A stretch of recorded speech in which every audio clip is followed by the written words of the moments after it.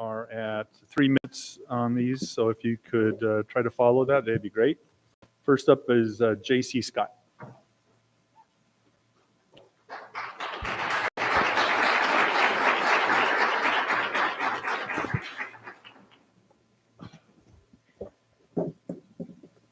Good evening, school board members, district administration, President Sabers, voted teachers, retirees, members of the public, and most importantly, my union brothers and sisters of the California School Employees Association, Chapter 828. My name is J.C. Scott, and I have the honor of serving as the elected president of this chapter. First of all, CSEA still strongly supports the call for FCMAT. Tonight, I do not come before you with celebration in my heart, but with a heavy burden of truth and the weight of several classified professionals who feel betrayed, concerned, and disrespected. The May revised cost of living adjustment was recently announced at 2.3%. Let's be clear, this is not enough. Not after we spent years watching our grocery bills skyrocket, our rent increase, our insurance premiums devour more and more of our paychecks, now add healthcare to the equation. But what stings even more than the underwhelming COLA, which I know you guys don't have anything to do with, is the deep miscommunication and unwillingness to collaborate effectively that we've experienced from the district throughout this process. Let's talk about the recent so-called health and welfare deal. Classified employees were not met with choice. We are met with pressure. We weren't given certainty. And in the final hours, we weren't offered a fair path forward. We are pushed into a corner. The fully covered Blue Shield trio is still not a viable alternative to our current plan due to access and availability. Many of our members voted not out of confidence, but out of desperation. They voted yes because they fear what would happen if to their families if they didn't. They voted yes because the district created a ticking clock and left us no room for meaningful dialogue. This wasn't bargaining, it was brinkmanship. And this is not how you build trust. The district often came to the table unprepared while gaslighting us, acknowledging our concerns, yet choosing to ignore them. We asked for reassurance in the form of a permanent equity clause as a show of good faith, which they also continually ignored with no good explanation, reason, or intention to hear us out. Time and time again, the district has stood at this forum while at the bargaining table, and they also claimed to care about all employees, but it became clearer and clearer as they manipulated timelines, withheld information, and changed the rules of engagement. This is not respect, this is not partnership, this is not leadership. Let me say this clearly so that there's no misunderstanding. Majority of us within CSEA have lost our faith and trust in you, Apple Valley Unified School District. This is not directed at our school board. You may not like hearing this, but you need to hear it because we cannot rebuild collaboration on broken promises. We cannot be one team when classified staff are treated like second-class employees. We were told negotiations would resume after May revise, but with COLA coming in at just 2.3%, let me warn you now, if the district refuses to stand by its word, if you attempt to bury your obligations beneath bureaucratic spins, then we will return to the table, but not to submit to you, not to capitulate or conduct the district's business. We will come armed with every tool in our arsenal, every grievance, every fact, and every voice. This chapter has been patient.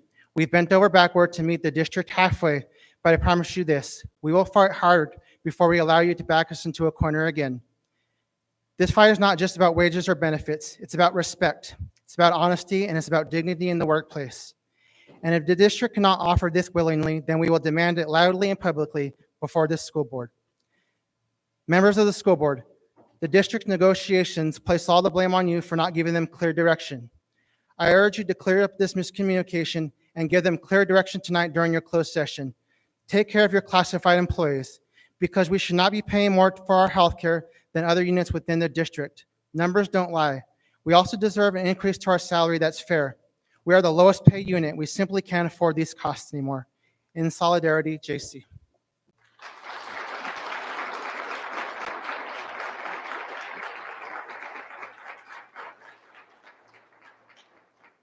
Thank you, Mr. Scott. Up next is Karen Sabers.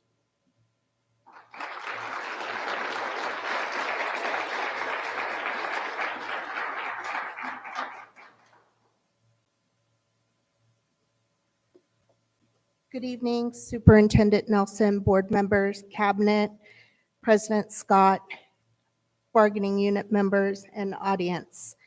My name is Karen Sabers, and I stand before you today as the president of Apple Valley Unified Teachers Association.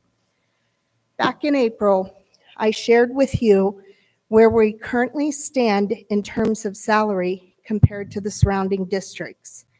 You've also heard from AVUDA and its members at these meetings.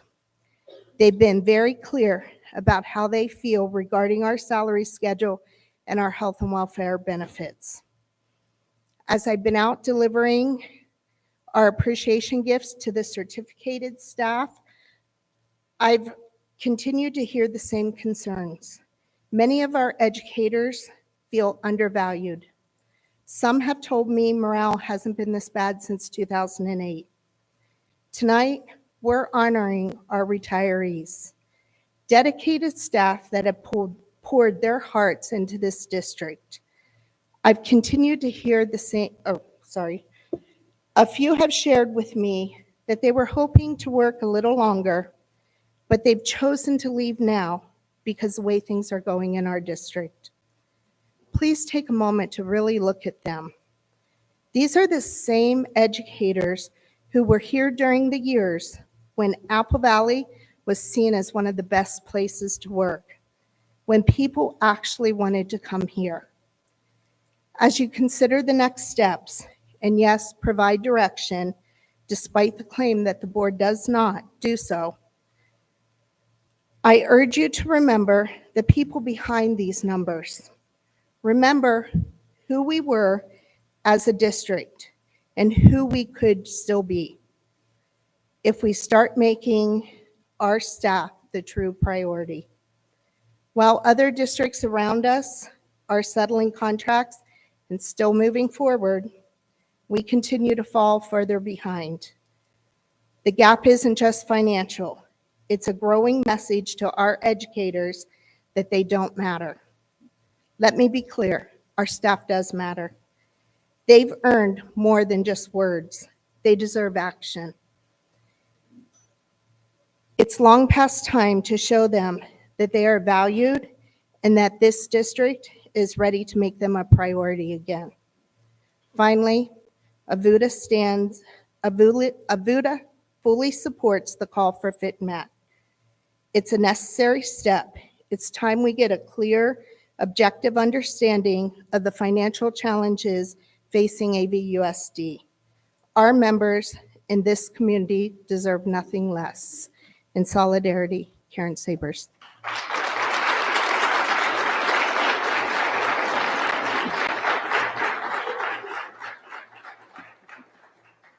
Thank you, Karen. Up next is Leslie.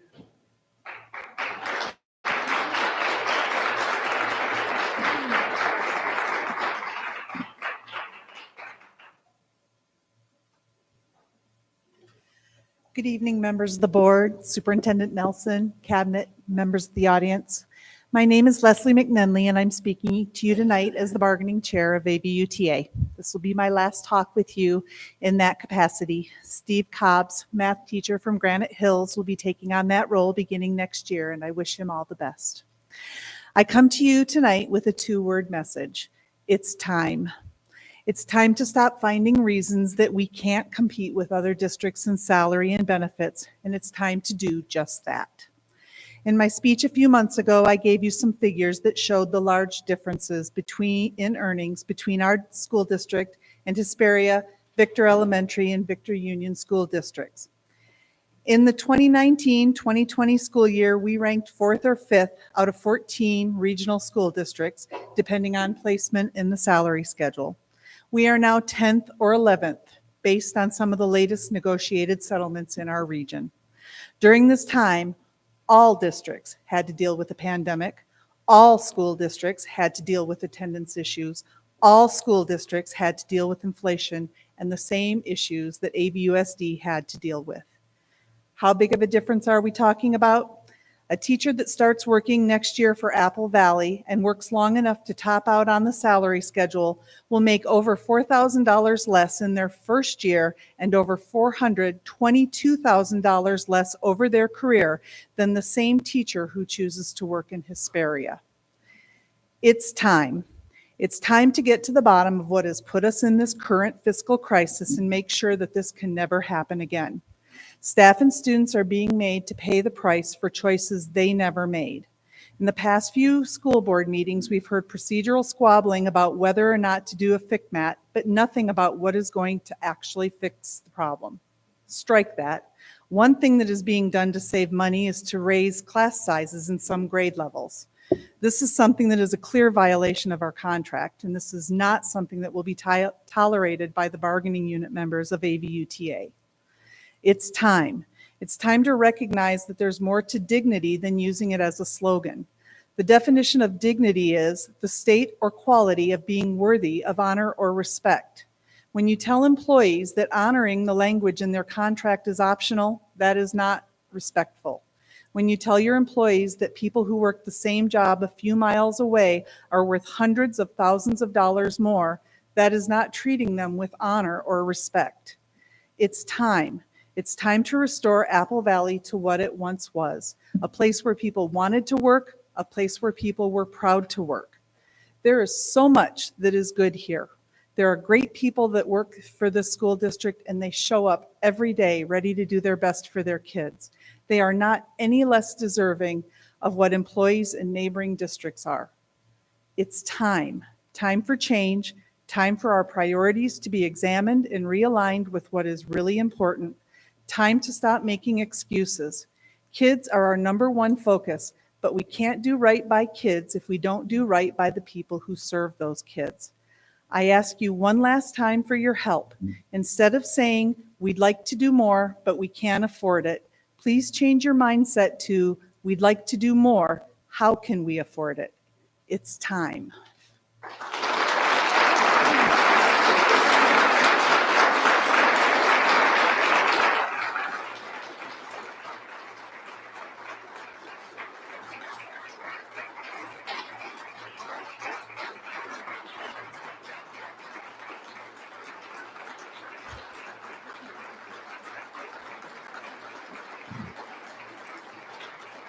Any more cards? Oh, okay. There's no more cards, Kylie, for this? Okay, great. Thank you for your comments. So with that, we will be going into closed session. I have to read this first here. So we have 8 items. Item 1, conference on litigation, Government Code Section 54956.9A, current litigation, 10 cases. CIVDS 2011183, CIVSB 211303, 220 0303, 2314073, 2222171, 241 2359, 241 2687, 231161. CIVVS 2400289 and 2500223. Government Code Section 54954.5 subsection C and 54956.9 subsection D, 2 and E1, anticipated litigation, 1 case 2024/2501. Excuse me. Item 2, discipline, dismissal, release, reassignment, transfer, leave, title certificated and classified employees. Item 3, public employee appointment, resignations, retirement reduction, title certificated and classified employees.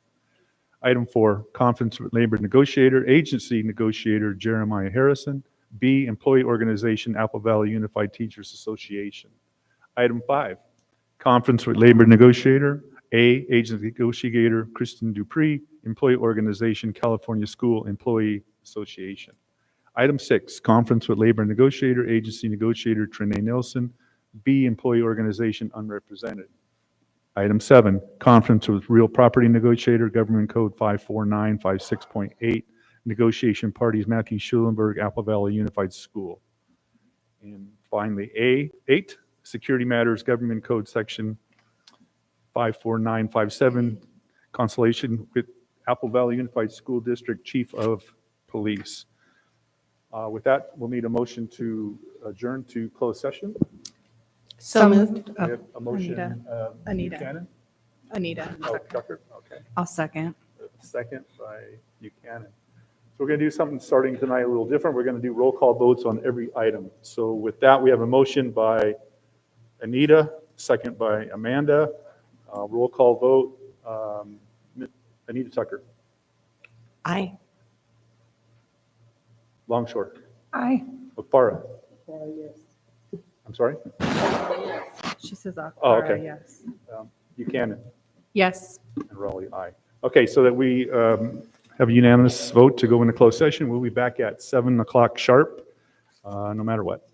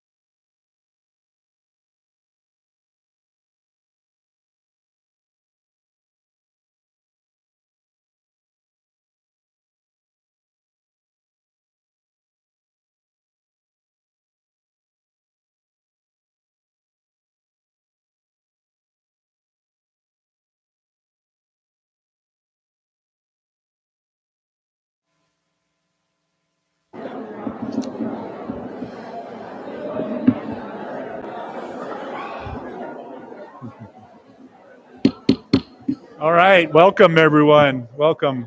We're going to get started here. It is 7 p.m. We're going to call this regular meeting to order.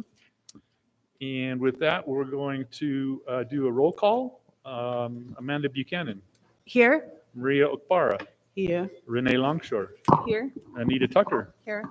and I'm here as well. If everybody could please rise and join me in the pledge, please.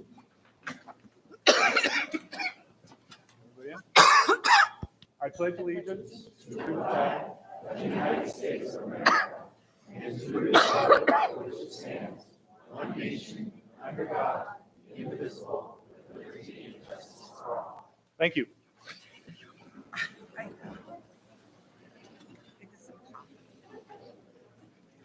Okay, so we have some presentations tonight. I'm going to take a few things out of order here. So I want to move to amend the agenda for this meeting so recognition presentations item D1 and D2 occur before public sessions items C3 and C4.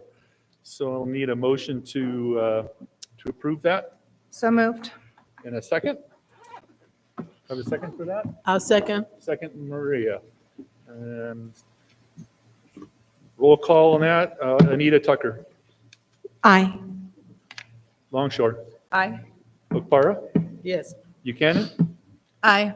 and I vote aye as well. Okay, with that, we are on to D. Recognize James Hopper of the Apple Valley Unified School District Maintenance and Operation Team Excellent and Safety Award. Seems like every year he gets this. Yeah, so, yeah. Push a button here.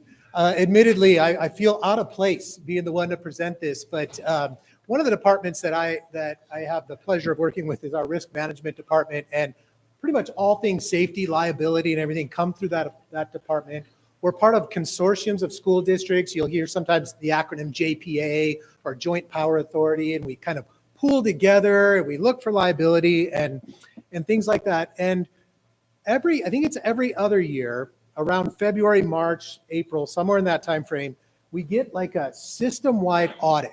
And this system-wide audit, it walks every property in our system, the ops yard, every school campus, this property, looking to identify things that can be deemed as hazardous. And, when my ignorant mind goes to that, I'm thinking, okay, you're looking for, broken things. You're looking for cracks. You're looking for things that look like they're going to fall. But they actually go a lot farther than that. They'll walk in a classroom or they'll look at a portable building and they'll say, see how those two portables you could actually squeeze between? You might lose a kindergartner, around the side of that, around the back of it. You probably want to build something to keep them out. And there's I want to say 73, 78 districts in our consortium. And when they produce that report for basically a big task list, I believe ours was 41 pages of images and things that we need to give attention to. They come back out the following August with that list, and they look for compliance.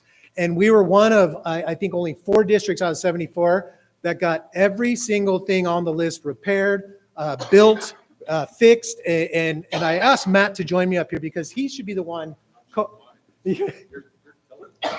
Apparently I'm saying a lot of what he planned on saying. We didn't plan. But Matt has the joy of working with the team that does 99% of this work. So I'm going to step aside, let you call your folks up. Thank you, Mr. Conrad. I appreciate that. You did talk about everything I was going to talk about, so I won't belabor the fact. I would like to invite the board, please, to come up in front of the dais. Mr. Schlosser, if you would join them also. And I'd also like to invite 3 people I see in the back row, Jim Hopper, Kirk Haug, and Colleen. Would you please join me up here?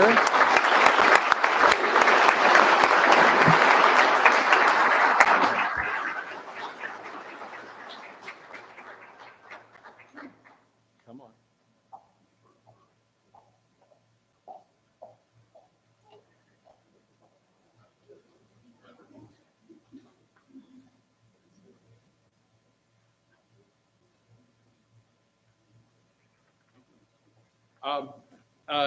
I would like to recognize, I know that board item says Jim Hopper.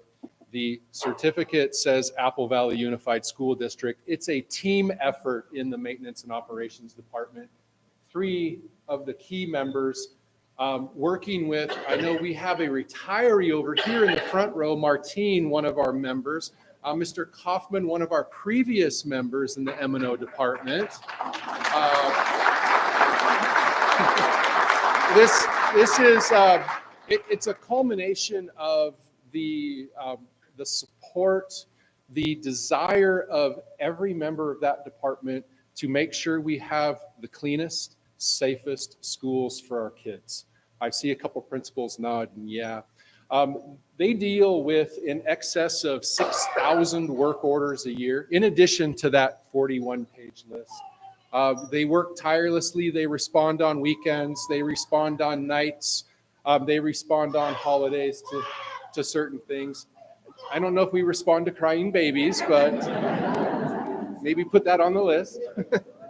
But I would like to personally extend my thanks to Jim, Colleen, and Kirk, and every member of the maintenance and operations crew who works hard for our kids at our schools. So thank you very much.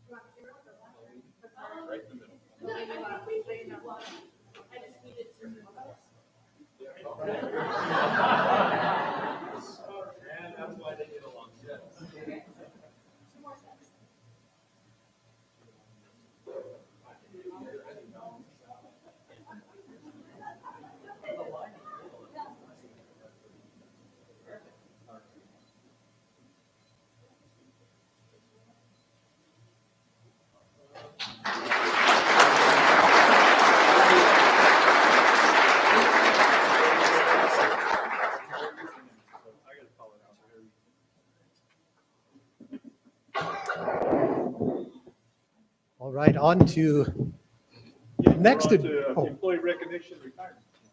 now I'm talking for the board president. This is horrible.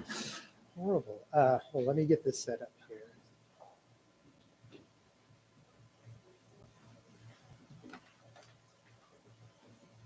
I think Kylie's good at that. I'm going to take over the screen.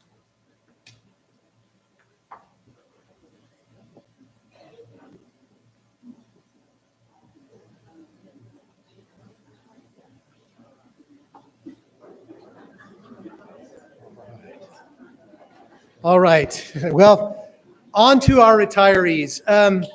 This is quite a celebration here tonight, and I know the reason that most of you are here.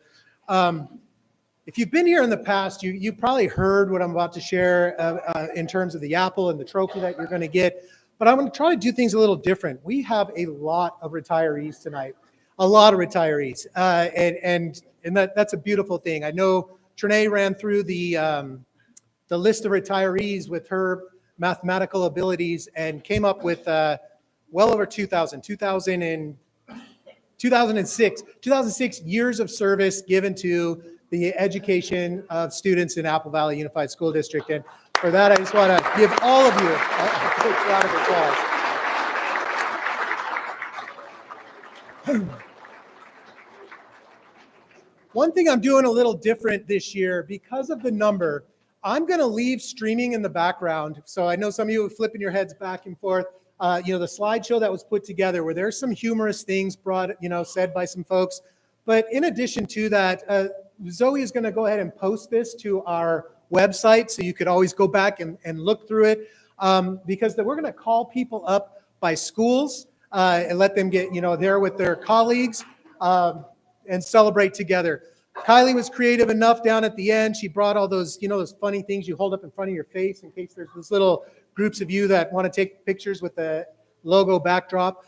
But before we do that, I want to give a little time and attention to the trophy that you get. And I know A lot of you throughout your time here, you get that 25-year apple, the 30-year apple, 35-year apple. Some of you get a 40-year apple. You get these little trophies. And the one that really, and I happen to have bunny bats here in my hand, so if I drop it, well, this one to me really stands out for more reasons than just being an apple. This trophy, I'll call it, I always point out, first of all, the design. The design, if you're from Apple Valley and you've, I thought it was a new thing, but you talk to our kids in our system now and they think the Yucca Bridge has been there forever. For me, it's a relatively new thing. But you'll notice at the entry points of the bridge, there's this apple that looks exactly like this. This apple was actually cut out in our own student welding class over at Apple Valley High School with Casey Penfold and the plasma cutting machine that they have, fabricated, brought to an industry partner for the powder coating. Josh Reese's woodshop class builds the base. Again, an industry partner produces our nameplates, for them. So it really does capture and culminate the work that you all do every day in getting our students prepared for career, college, and something just, you guys are reading back there and looking at Alma's, I don't know what those are called. I can't remember. I've generation beyond what those are, I guess. But it's quite a trophy, and it's something to be proud of. Now, because my hands are involved with producing these, I'm going to just say it now. I'm apologizing for the typos and the mistakes. Some of you, and the very first person I'm going to call up, the number of years is wrong. So we're ordering a new nameplate. I promise to get it. And it's always these unique things we find out, like when you're messing with retirees, some of them entered our system before we went to these things we use called computers. And so like their hire dates are in these files that you got to go like pull out and look. But then in 97, we became electronic. And now we look back and it's like, well, you've been here since 97. But no, I've been here since 90, do your math right. And so there's mistakes, and I apologize. I mean no disrespect by it. I own it, and we'll get better at that. So with that being said, I'm going to start with the very first trophy that has a mistake on it. And this is Apple Valley High School. So I'm going to call up those retiring from Apple Valley High School. Luis Harrington, teacher SAI, come on up.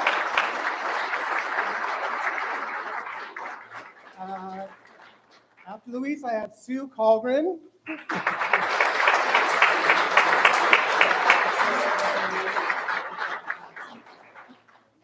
Sue Colgren, did Sue Colgren not here? Lori O'Hare, paraeducator, are you here? Dr. Lindsay Peterson, come on up. Lindsay Peterson, he's getting...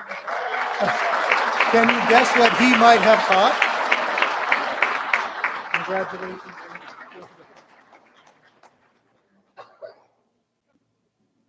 Uh-oh. All right, he's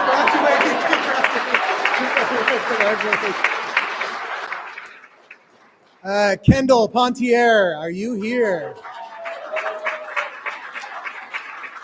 Well, random fun fact. Kendall, I think next year, might it be the first year Apple Valley High School will exist without a Pontier teaching? Yes. I thought so. Congratulations. But Trevor City will be good. Yeah, Trevor's still. Congratulations. Also, Apple Valley High School, Celia Santee. There she is.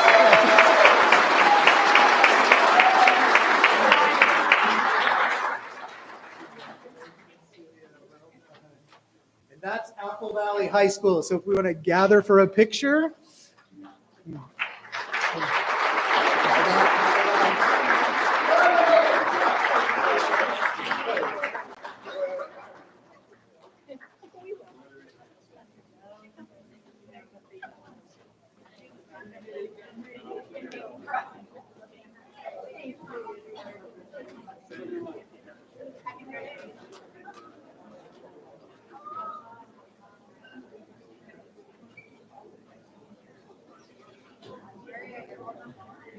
Sorry.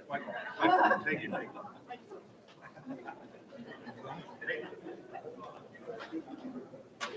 The next school that we will celebrate the lone retiree from, our newest school, retiring their principal, Michelle Ponce.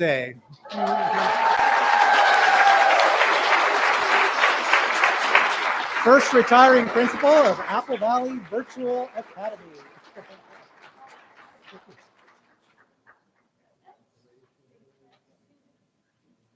So I guess you take with you a lot of bragging rights, like you were the only principal, the longest running principal,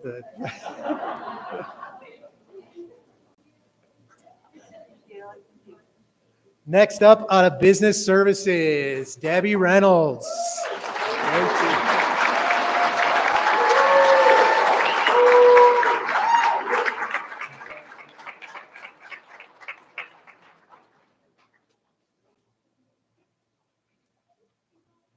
She spends a lot of money, I'll tell you that much. Good job. All right, coming out of Desert Knolls, teacher Karen Morse. There she is. And teacher Robbie Parker.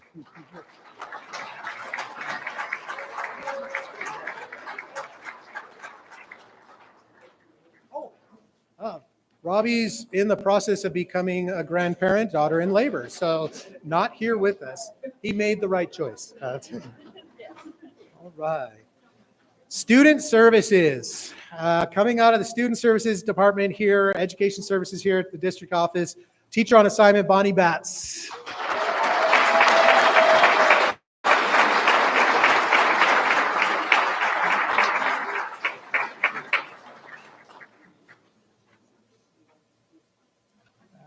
Teacher on assignment, home hospital, Shelley Calloway. Always happy, always running. You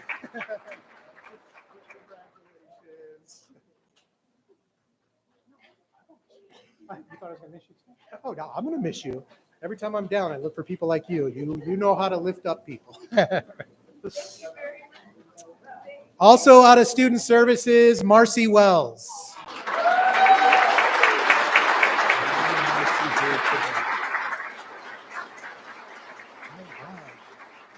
On to Granite Hills High School. Granite Hills High School retirees. First up, Lisa Clayson. There she is.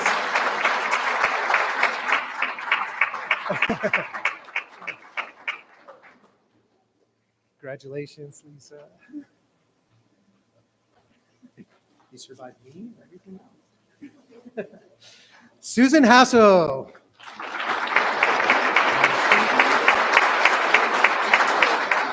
Also from Granite Hills, Kathy LeMay.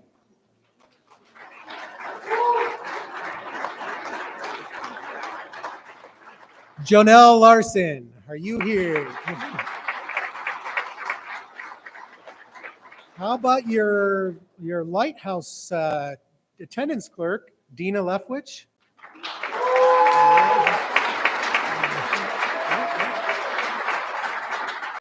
And Dana Morrison. There she is. We got one.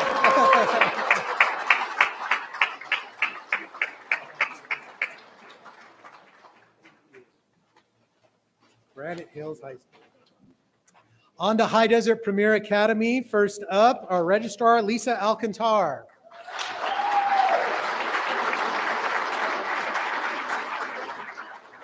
Teacher, Janet Amby.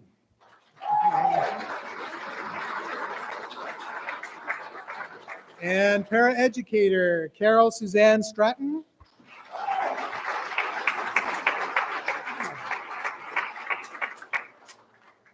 Out of the IT department, Bruce Allen.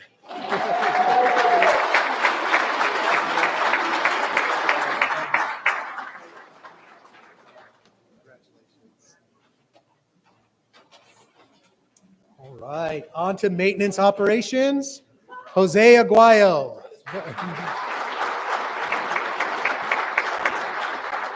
And I know you saw him once already, ready to make his entrance, Martine Sandoval.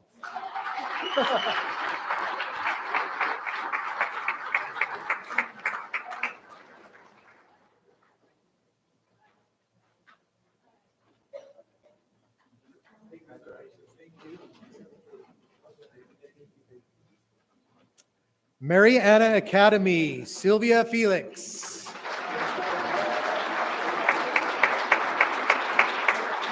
the only one. You're the only one leaving Mariana.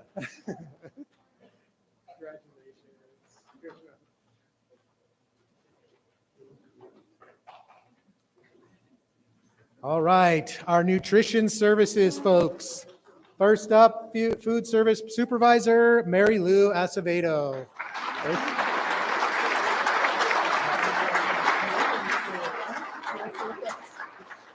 One of the lucky few remaining that opened Granite Hills High School. Yeah.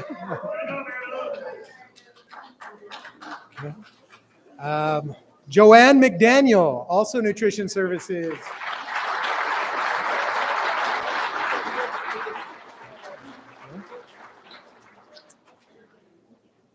Leading the troop in nutrition services, retiring Rose Stark, director.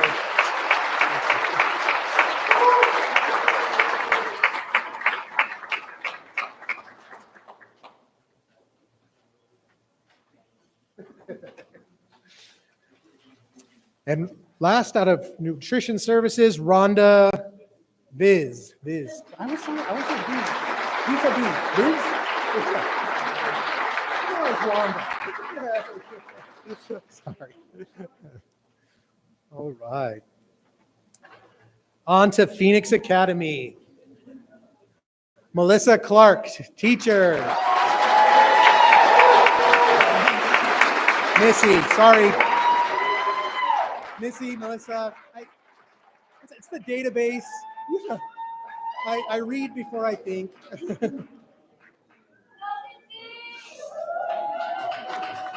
Yeah. Brought your own fan club. Congratulations. Irma Coronado Aldaz. I'm sorry, Irma. You're here.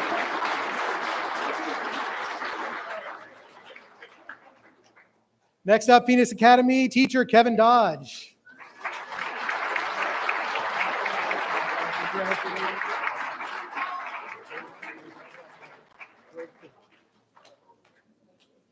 Teacher preschool Jeanette Hand. Whoa! Yeah. Only a preschool. That kind of energy. PE teacher Vicki McDaniel.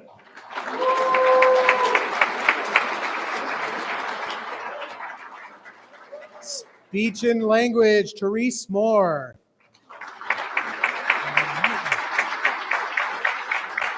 Teacher Robin Potter. School office assistant Mary Smart. And teacher Margaret Wilson, Phoenix Academy. Retiring out of our police department, dispatcher Sue Derrick.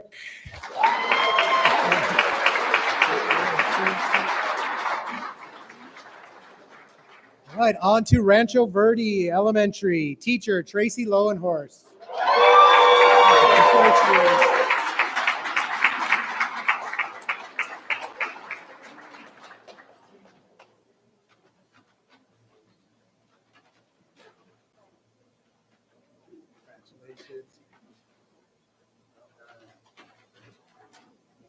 Teacher Carol Olin.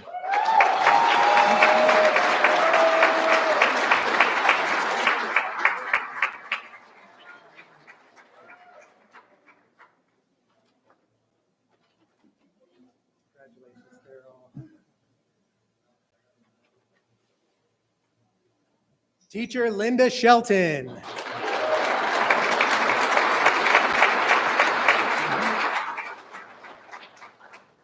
Paraeducator Alma Goforth.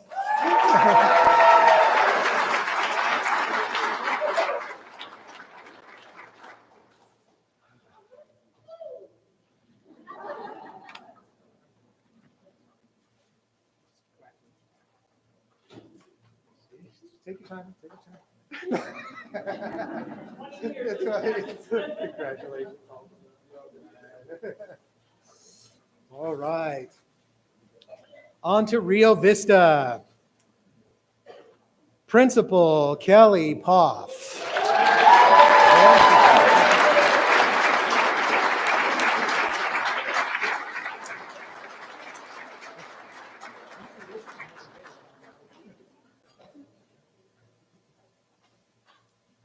And teacher Roger Stefan.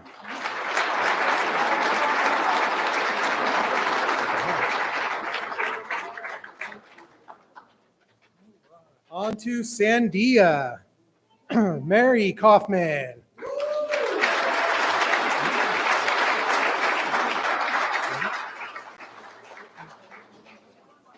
Christine Rom. Nope. Lindy shaking her head no. Teacher Mary Vastine. We got one.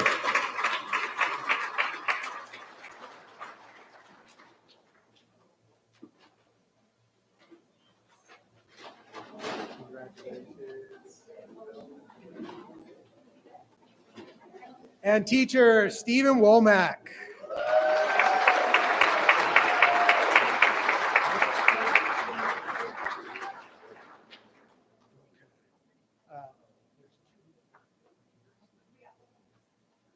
All right, we have a little rearranging up here.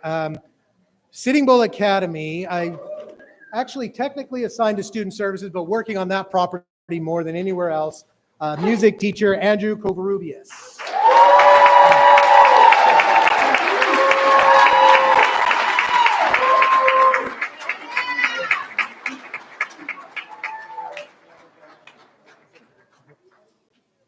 Also shared actually between Rio Vista and Sitting Bull, working out of student services. I decided to put 3 days a week at Sitting Bull, speech and language pathologist assistant, Diane Self.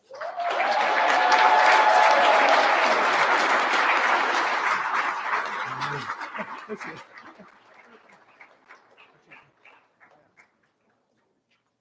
didn't know which school.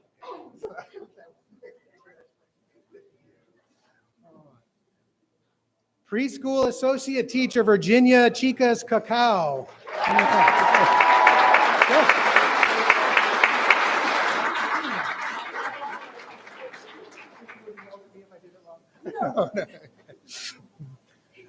Cheryl Clark, school office secretary. Teacher Susan Cooper.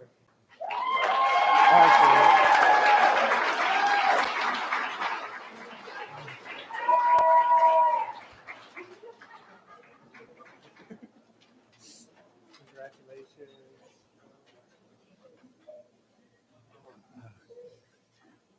Paraeducator Elizabeth Fisher.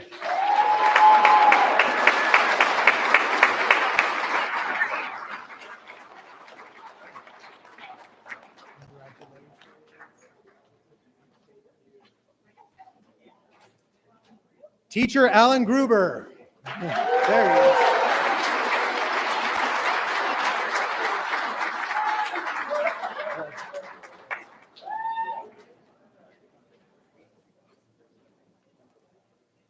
Teacher Marilyn Laquette.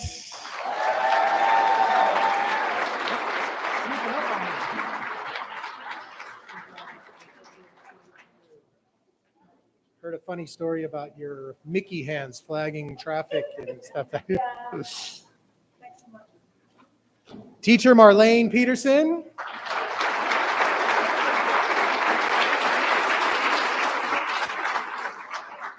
And teacher Karen Rampley.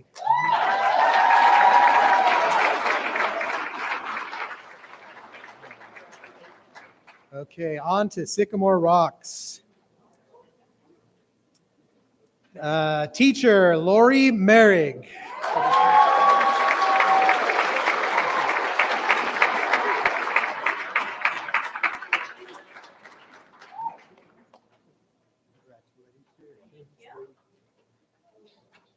I lost my place.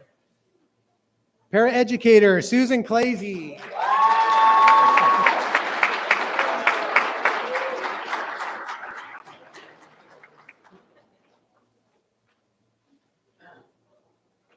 Oh, man. Paraeducator Sue Goins.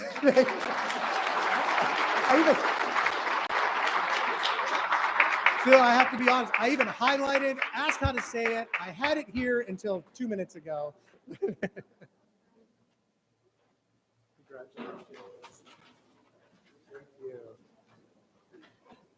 And Proctor Crossing Guard Diane McLean.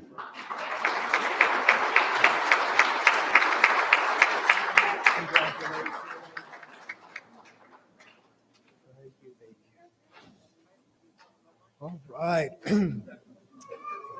Out of the Transportation Department, retiring bus driver Melinda Coburn.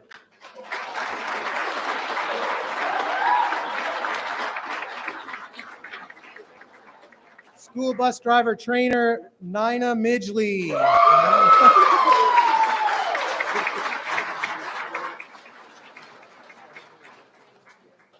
don't know what we're going to do. Mechanic Michael Schreiner. Here. And dispatcher router Sharon Waters.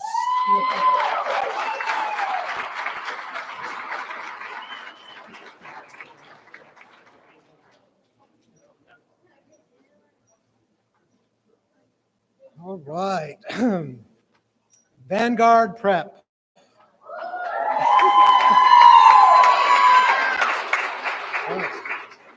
Yeah, we'll skip that one. Jody Carter, teacher. As Jody Carter says, 38 years. Wow. Teacher Tracy Cox.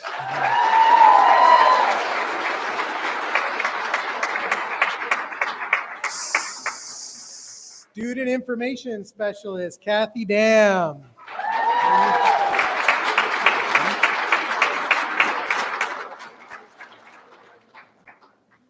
Elementary teacher Julie Dawes.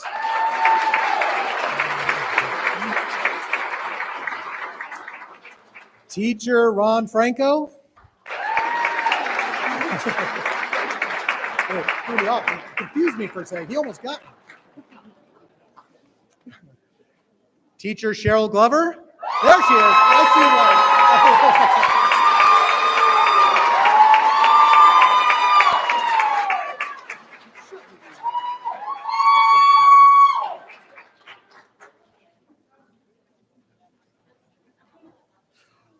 Teacher Dawn Ho. Glad we're on the bees. Teacher Chris Colgren.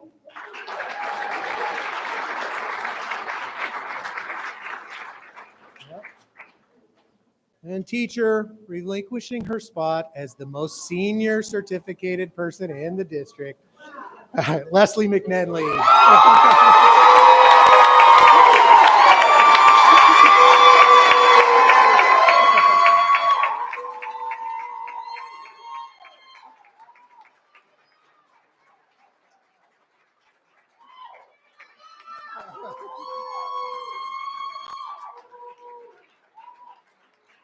There, 39 years, it shows you. 39 years. Congratulations.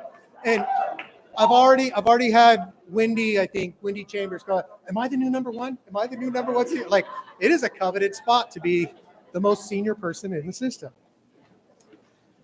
And finally, on to, and I'll say last but not least, they do have to work with Marcus Clark, so I feel for him that way. But Yucca Loma Elementary School. First teacher, Kelly Feltz.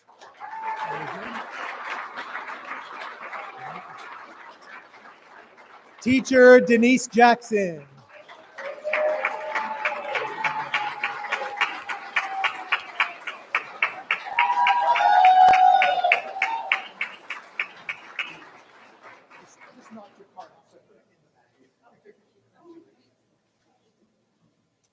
Valerie Kimmel Oliva.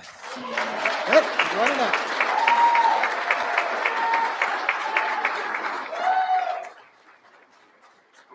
Congratulations. You did. You made it. Congratulations. All right, school office coordinator, Maya, you know who you are. Where's Maya? She's not here. Maya Malin Crotch. I'm sorry. Senior custodian, Jody Payne.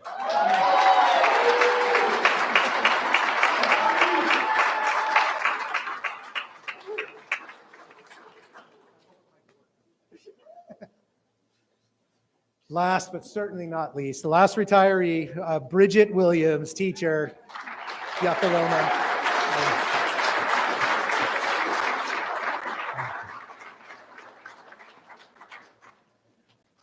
I just want to once again thank everybody, recognize the literal centuries of dedication that culminated amongst these folks. And I know many weren't here tonight. We'll make sure they get their opportunity to get their presentation, and hopefully their teams, their departments, their schools are having their moments of celebration with them, probably where it matters most. So appreciate you all. I thank you, and I thank the board for standing through this presentation. So thanks again.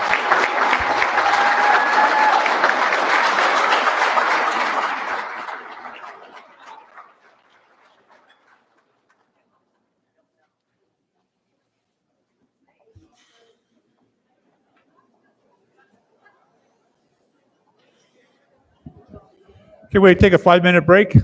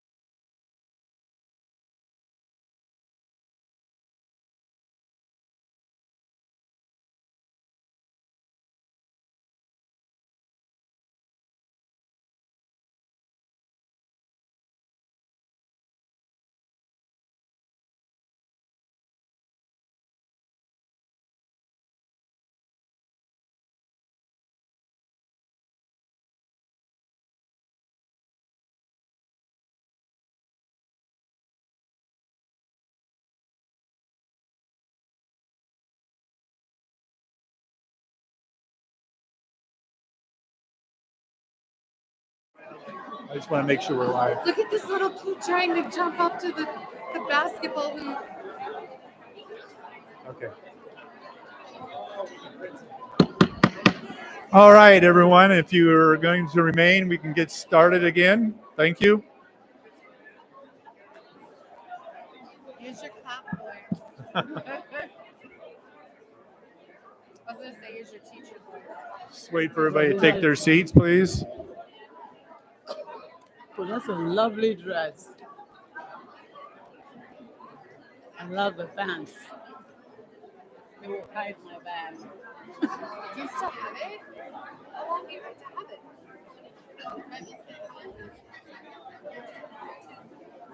I'm so sorry. Thank you. When it is full, you watch me. I'm driving away. Okay, we're going to go back on the record here. And we are going to go to item C in public session, which is board member comments. And we start at the left with Anita. You're up. Good evening. Tonight we come together to recognize and celebrate the dedication and hard work of our retirees.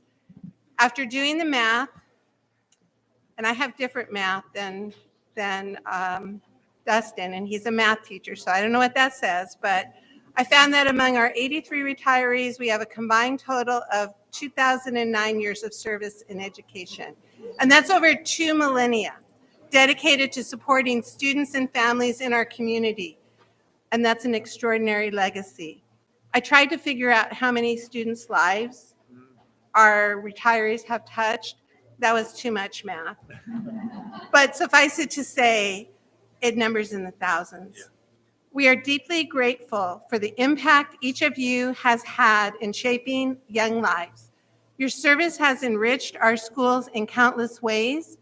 Thank you for your years of commitment and care. You will be deeply missed, and we wish you all the best as you begin this exciting new chapter.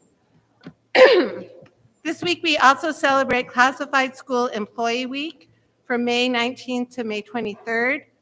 I began my own journey in education as a classified employee, working as a clerk typist, a vice principal secretary, and later a principal secretary. I know firsthand the dedication, skill, and heart it takes to fulfill these roles. Our classified staff are the backbone of our schools, providing critical support to students, families, and colleagues every single day. We see you, we value you, and we thank you sincerely for all you do. Last week, I had the privilege of attending the Apple Valley High School Senior Awards Night, where we honored the hard work and achievements of our graduating students. And I also had the pleasure of attending the Granite Hills High School Spring Showcase, a vibrant and inspiring display of student talent and creativity. My heartfelt thanks go out to the teachers and staff who made these events possible. It's because of your dedication that our students continue to thrive. I was also really honored to attend the SAI Senior Luncheon at Apple Valley High School, a beautiful event celebrating the accomplishments of our senior students. Thank you to Ms. Shannon Sweeney and her incredible team for organizing such a meaningful celebration. Another highlight this month was the Certificated Employee of the Year celebration, where we recognized outstanding educators, including teachers, counselors, speech pathologists, and coaches who go above and beyond every day for our students. It was a true privilege to celebrate alongside them. I also want to thank Karen Sabers for inviting me to join her and recognizing our certificated staff this week. I had the opportunity to visit Granite Hills High School, Apple Valley High School, Vanguard Preparatory, and Sycamore Rocks. It was wonderful to personally thank so many of our staff for their continued dedication and the meaningful impact they have on our school communities. I'd also like to thank Mrs. Nelson and Mr. Schulenberg for inviting me to attend the School Services May Revision Workshop. I truly appreciate the opportunity to learn alongside you and our association presidents, and to stay informed on the important financial matters affecting our district. This morning, I had the opportunity to visit Desert Knolls Elementary, where I witnessed the outstanding work Mrs. Cobbs is doing as a reading specialist and her team. Her dedication to supporting students was really inspiring. Thank you to Mrs. Nelson for arranging this visit and to Mrs. Smith for taking the time to share all the great things happening on the campus. There's more. Looking ahead, I'm excited for the upcoming graduations and promotion ceremonies next week. Commencement is a significant milestone marking both an ending and a beginning. We look forward to celebrating with our students and their families as they embark on the next chapter of their journey filled with hope and opportunity. Finally, as the year draws to a close, I want to wish all of our students, staff, and families a safe, restful, and well-deserved summer break. May it be a time of renewal and reflection as we look forward to another successful year ahead. Thank you.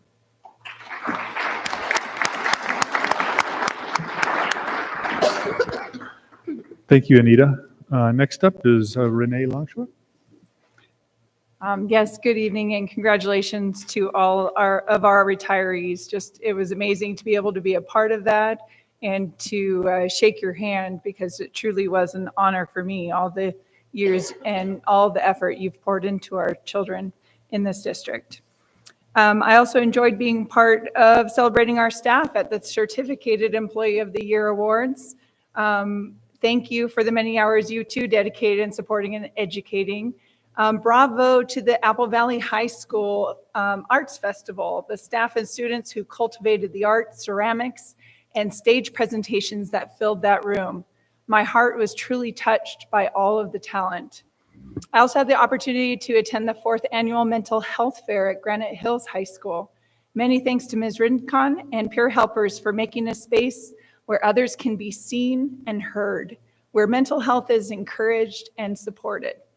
A big thanks to our community partners who hosted a booth. Better Way works with domestic violence, the Family Assistance Program, CalHelp, San Bernardino County's Behavioral Health, and NAMI, the National Alliance on Mental Illness. I am looking forward to seeing the development of a student support group on campus. Many thanks to the staff at Rancho Verde who welcomed me to their 35th annual Arts Attack. I was looking forward to it. And I was not disappointed. It's where students had 2 fun-filled days getting creative with watered colors, clay, markers, and glitter. I personally made my very own beaded bracelet alongside some of our amazing TK students and educators. I was also able to stop by the luncheon, though I didn't stay as long, where Mrs. Spinney and staff celebrated their students' accomplishments and celebrated their strengths. It was a pleasure also to meet Apple Valley High School's very own parent volunteer, Ms. Pippa. That was a pleasure. Thank you all for pouring so fully into our youth. And last but certainly not least, I had the opportunity to listen to the Granite Hills High School Chamber Singers as the Great Academy presented Oh, the Places You'll Go under the direction of Mr. Churchill and Miss Hinojosa. I was so pleased to hear the beautiful voices of the Granite Hills High School's Bravo Men's Chorus, who took 1st place, and Serenade Ensemble, 2nd place respectfully this year at the Knott's Berry Farm. And many congrats to the Encore Show Choir for their well-polished presentation of dance and song. It was wonderful watching your confident presentation of musical talent on stage. I would also like to take this opportunity to thank each one of you for showing up and letting your voices be heard. It takes great courage to speak. Know that we, as your board, are listening. We are striving to understand, be informed, and make decisions in the best interest of the district and the community we serve. We will not hesitate to continue asking questions regarding the use, distribution, or redistribution of funds. This is our job. At the end of the day, as the public, we answer to you.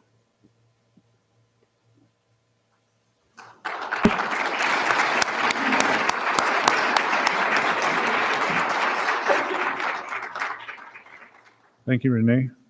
Up next, Maria Okpara. Good evening, and thank you so much for giving us your evening.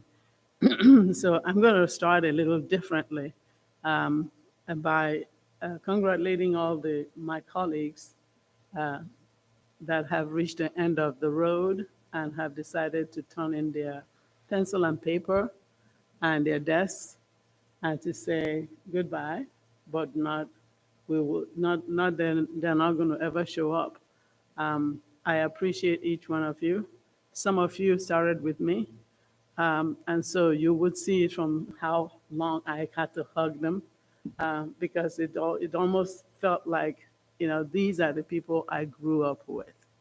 But sometimes when we sit here, it is hard to imagine that there are still people who grew up with you, who are still in the field.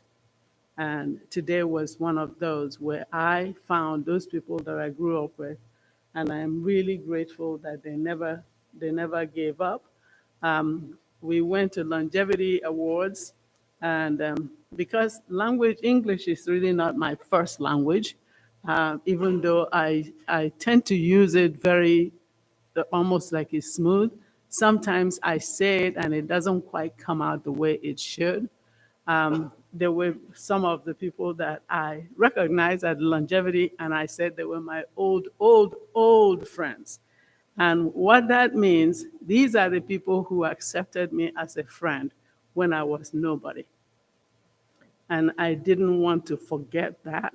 I wanted them to know that I still remember that appreciation, that openness, and with the willingness to want to know who I am. So I thank all of you who made that decision to welcome me into your space, and I will not hesitate to thank you publicly about that welcome. So I had the opportunity to go to Vanguard for the Longevity Award. My goodness, I was so impressed because all the teachers who did not get the longevity were there also to applaud their peers who had made it up there. Heidelberg Premier was special to me because one of the people there was one of my office managers.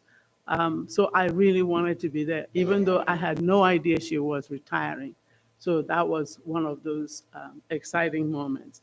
Apple Valley Virtual Academy, another impressive experience to be able to have the longevity for people who meet our children virtually. And they have actually provided a service that most people only can think about, but they don't implement. But we have an outstanding virtual academy. We had the opportunity to go read to those kids virtually. And I had never had that experience because I'm from the old school. I like chalk and pencil. And so to be able to read to somebody virtually was a little challenging during the Read Across America. I went to Granny Hills High School and was selected to give an award to a senior who is graduating from Granny Hills High School. I have to say that even though I am a recipient of an award from DVL, I went so that the students will see that even though we have received these awards, we are still here to hold them up. I am of the feeling that if you cannot climb to the roof, hold the ladder for somebody else to get there. And hold on to that ladder so that if they should look back, they can see you still there waiting for them and making sure that they get there. So that was one of those especially impressive experience that I had at Granite Hills. Then at the last board meeting, I was teasing the principal from Yakaloma to say, I never see anything that you're doing. So can you tell me? And he says, well, we have Lion King at 9:45. And I said, 9:45? That is too early for me. I'm retired. So 9:45 means I have to get up early. But will you believe it? Those children did not disappoint. I showed up there. Those children knew their lines. They made me sit in. I sat in the back and I was singing along. It was the best experience. Anybody that knows me knows that I come alive when I'm in front of children. And so I was worse than the children. The music is still going and I'm just singing away and they couldn't control me. Then I went to the Arts Attack at Rancho Verde. I have to say it was an experience. The history of their artwork is all over that campus. You can see when they started. you can see all of those that has been going on. And in the past, when I've gone to that school, I make a point of taking photographs of some of those murals to share out, to show what the kids are doing. I came to the Certificated Employee of the Year award. Excellent, excellent. We should do this more often. And I just felt that, this is one time that they felt that somebody saw them. Hopefully we'll spread it to get even more people to participate. I went to the, the most fascinating experience I had, I went to the EKG award at the adult education. Mrs. Nelson is giggling because it was an experience for me. I was so ready. I sat down, ready for the EKG award, and somebody hugged me. And I'm a hugger. Everybody knows that. I love to hug, and I'll hug and shake you so that you know that I'm all in. But this one didn't turn out so well because I ended up leaving, and I ended up going to emergency room. So, but I wouldn't trade it for the world. I would still do it again. That was yesterday. The EKG was yesterday. So I'm so happy to be here because, tomorrow is not guaranteed. This is one of those tomorrow is not guaranteed events. And I will do it again. I won't go away from it. I attended the May Revised CSBA award presentation. There was a first one that was done virtually and another one that was done yesterday. And it's eye-opening about what's coming down the pike. And we are paying close attention to how does it affect us as a district. They can give us this picture that is huge, but we want to know how does it affect Apple Valley School District? Because I am here to service Apple Valley School District. I really don't care what happens out there. It's Apple Valley School District. That's my focus. But as we go off for the summer break, my prayer, and I fervently pray that you all come back rested and healthy and no emergencies. And please understand, we absolutely adore the work you do, and we respect the work that you do.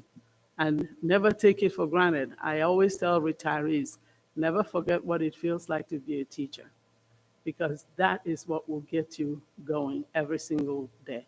Thank you so much for your time.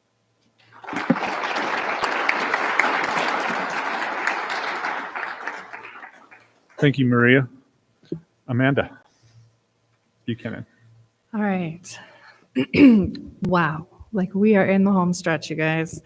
I was packing up part of my classroom today and I'm like, I can't believe it's May already. Although I'm ready for it. I'm sure you all are as well. So it feels like we were just here together like last night, but it was 2 weeks ago. And when I looked over the list, much like they had, there are so many events in May. There are so many. I found a funny meme that said something like, May is just December, but with flip-flops. I was like, pretty accurate. Like those are the 2 months that we are the busiest. So first I wanted to congratulate all of the certificated staff that we honored as 2025 Employees of the Year. And like pretty much everybody up here has mentioned that, they're just, it's phenomenal how many overachievers we have. But really, I think that qualifies for just about everybody. I truly hope that many of those that were honored back in a week ago, will consider applying for the county awards this fall so that we can send some of them forward. Because you definitely deserve like wider recognition than just here. Like this was awesome, but would love to see that branch out. To those that we're honoring tonight as you begin your retirement, congratulations. You earned it and then some. And while we will miss you deeply, we're also excited for what lies ahead of you, maybe a little jealous as well. But thank you for all that you've given to our students and schools. As mentioned previously, there's been so many incredible events the past couple of weeks. that it's impossible to make it to everything. And I apologize, I don't usually make it to the morning stuff because I'm working, but I do love hearing about it from those of you that can share and attend. So I had the pleasure of visiting Apple Valley High School, Granite Hills, Phoenix, Vanguard, Sitting Bull, and Sycamore Rocks, and I tried to attend Yakaloma, but I did not realize it was a drive-through event. So like first I went to the wrong gate and I'm like, how do you get in? And then I went to the other one and I'm like, why are these people doing parent pickup at this hour? Then I saw and I like made a U-turn and I was going to try to figure it out. And I'm like, oh wait, everybody has balloons and cute decor. Like, never mind, I'm going to go home. So I tried, but I'll be ready next year. So let's see. Okay. I visited Apple Valley High School on 2 nights to attend both the MAST Awards and the Camp Academy Awards. And I have to say, I don't know there you are. Whoever decorates your gym for these events, like they could be a professional party planner. It was beautiful. And it kind of looked like Christmas with all the kids accepting their awards. Granite Hills hosted their CTE Completers Award. And I was amazed to hear that they have 16 different career pathways. So there's so many CTE options available at Granite, which was really neat. Let's skip that. The Sitting Bull Art Show. It was gorgeous. It was everywhere. It was outdoors, indoors, choir, band. But I did recognize a couple of the pieces, I think, that were like on the wall back here for our last meeting. And I was like, hey, there's Costco. I remember that one. And then last night, Sycamore Rocks for band and choir. And they did Wicked, a bunch of songs. I was in heaven. It was fantastic. Yeah. So next week, we're going to be celebrating our high school graduations, and I absolutely love those. And just being able to cheer on the seniors as they cross the stage. Let's see. So I do want to wish everybody a safe and restful Memorial Day weekend. Please be careful if you're driving or boating or whatever. I know last Memorial Day weekend, Anita and I both lost a good friend and her son. So just be careful whatever you're doing, be safe, and come back to us. So have a great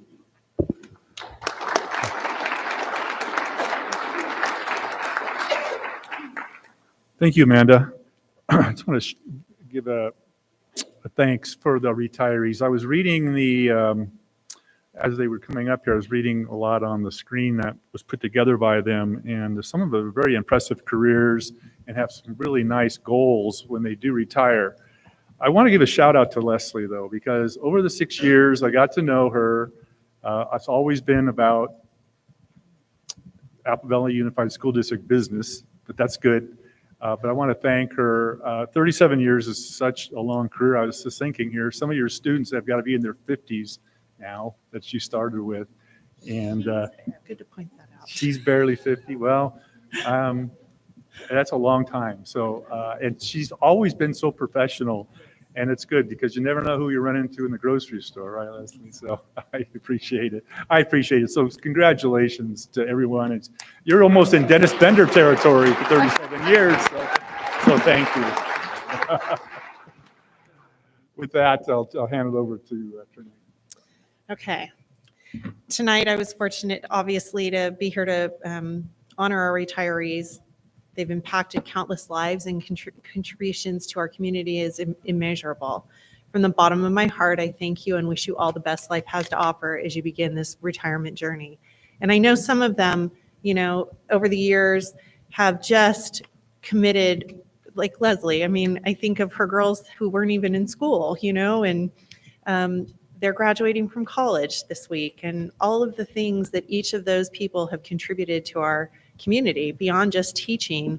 Their families become part of our system and what we value. Next week, as mentioned, will be filled with student promotions and graduations. Looking forward to all of our scholars and their families enjoying the milestones, and thank you to all the staff who supported them to this day, because without the staff, that graduation doesn't happen. Each year, so I'm going to switch gears. You've heard about FFA for a few times, and I'm going to finish it tonight because I have to put a hat on. Each year, the 3 high school districts with FFA programs, Apple Valley Unified, Snowline Unified, and Lucerne Valley Unified, do an animal showing in the fair. Because of some of the closures and things, this will be our 4th year to do it. Nice, Dustin. Nice, Matt. I probably should put mine on as well, and I will in a minute. What we do in a millisecond is, that's how it feels to us, is what our students dedicate their time, energy, and heart to all year long, and in multiple years in some cases.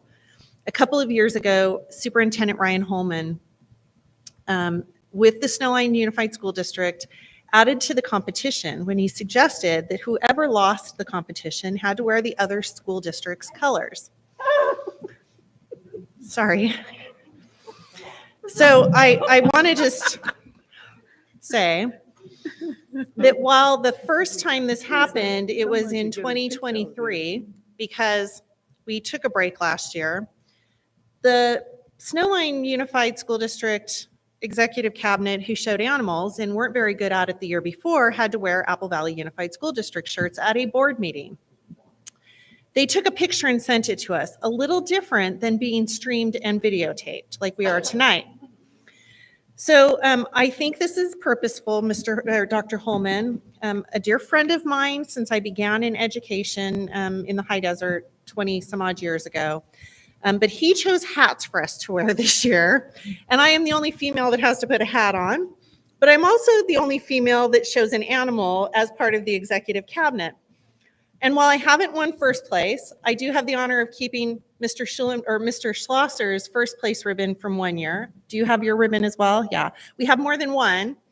I did personally take a 4th place, and I'm very proud of it. See the size difference. We never get to know what animal we're going to show. We have shown sheep. We have shown pigs. Oh, pigs are scary. And we have shown cows. But this year, we already know what it is. Usually it's a guess, but they've told us we're going to show sheep again. So maybe they threw that out there as a spoiler, and then we're going to get there and they're going to give us something else. I'm not really sure. But it is an honor for us to go and do this. It looks ridiculous. It's a comedic skit. And I'm just hoping that this year, I've tried a bling shirt. I've tried boots that have stuff all over them. This year I bought a really standard pair of Ariat boots, and I think it's going to be the win. I'm going for it. So watch out, Lucerne Valley and Snowline Joint Unified on May 30th without Mr. Schlosser this year, and I'm a little bothered by that, because Mr. Conrad and Mr. Schulenberg are no better than I am. We're looking for a ringer out there. So if any of the administration would like to go show an animal on, did I say that publicly? We're looking for somebody. Mr. Raleigh, you might want to come. When is it? May 30th. May 30th at 1:30 at the fair. That's this week? Or It's next week. next week. isn't it? Yes, yes. Yeah. Anyway, May we will wear 30th. these the rest of the board meeting in honor of our loss. Yes, I committed to the rest of the board meeting. Thank you. All right. So how long do you have to wear the hat? The whole meeting? We're wearing, Whole meeting. Okay, good. I'll try.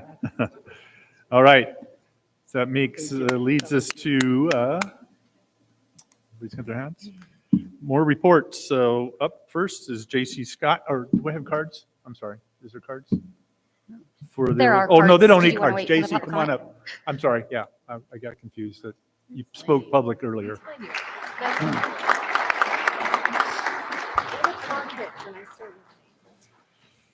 I will say that my children who attend Serrano High School will appreciate you guys are wearing those.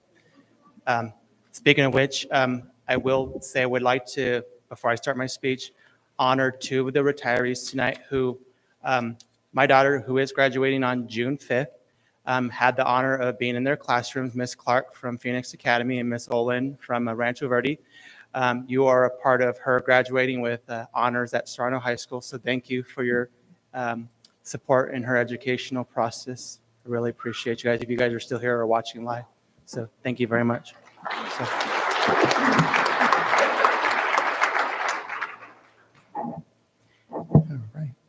So, good evening once again, school board members, district administration, President Sabers, Avuda teachers, retirees, members of the public, and most importantly, my union brothers and sisters of the California School Employees Association, Chapter 828. My name is JC Scott, and I am the president of this amazing chapter. Before closed session, I stood before you with passion and conviction because my members, your classified employees, are hurting, and the truth needed to be said. Now I come to you not with a fire, but with a heavy heart.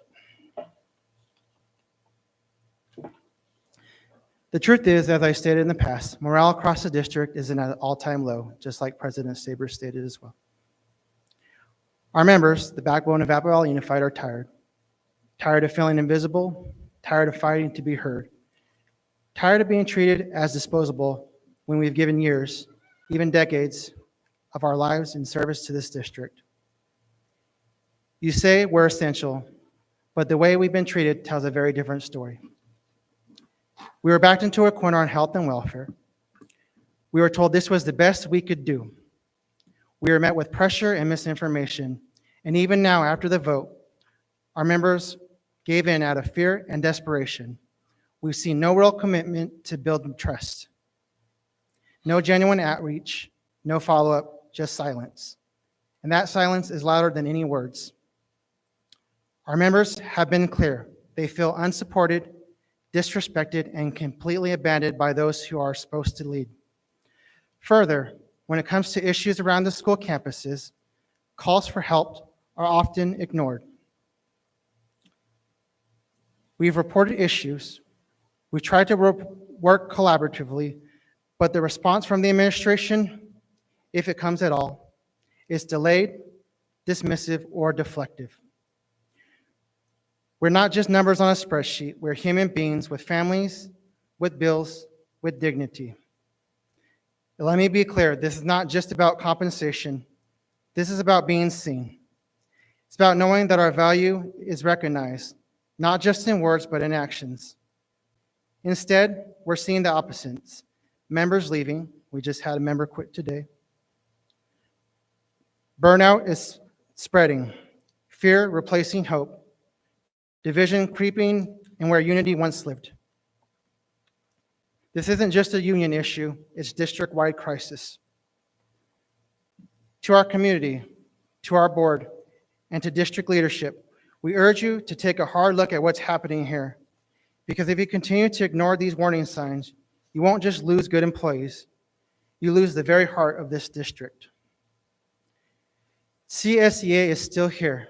And I know my Avuda colleagues are still here. We're still willing to work hard for you, but we can't carry this weight alone any longer. It's time for leadership to lead, not from behind a desk, but from a place of empathy, honesty, and respect. Remember where you guys once came from and where you started. Humble yourselves once again, or dignity, community, authenticity, and service means absolutely nothing. In solidarity, J.C. Scott.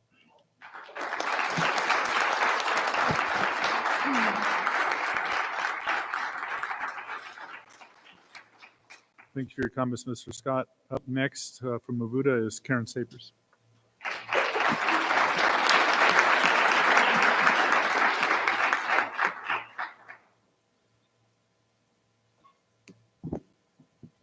Good evening, Superintendent Nelson, board members, cabinet, President Scott, and audience. My name is Karen Sabers, and I stand before you today as the president of the Apple Valley Unified Teachers Association.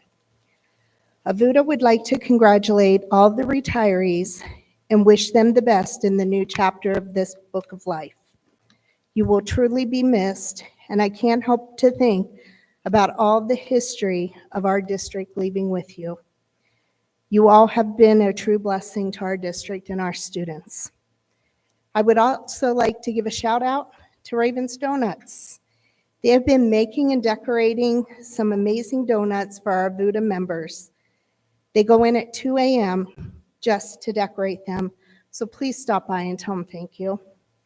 As always, it's such a pleasure to go out to the schools and be able to celebrate our certificated staff. I appreciate Ms. Longshore and Ms. Tucker for joining me on Monday doing just that. The members really appreciated seeing you and having you help hand out the gifts to them. I also want to thank the students in Ms. Carlgren's class for putting everything together in the cups. That helped so much, and I'm glad they really enjoyed that. I want to address something from the last board meeting.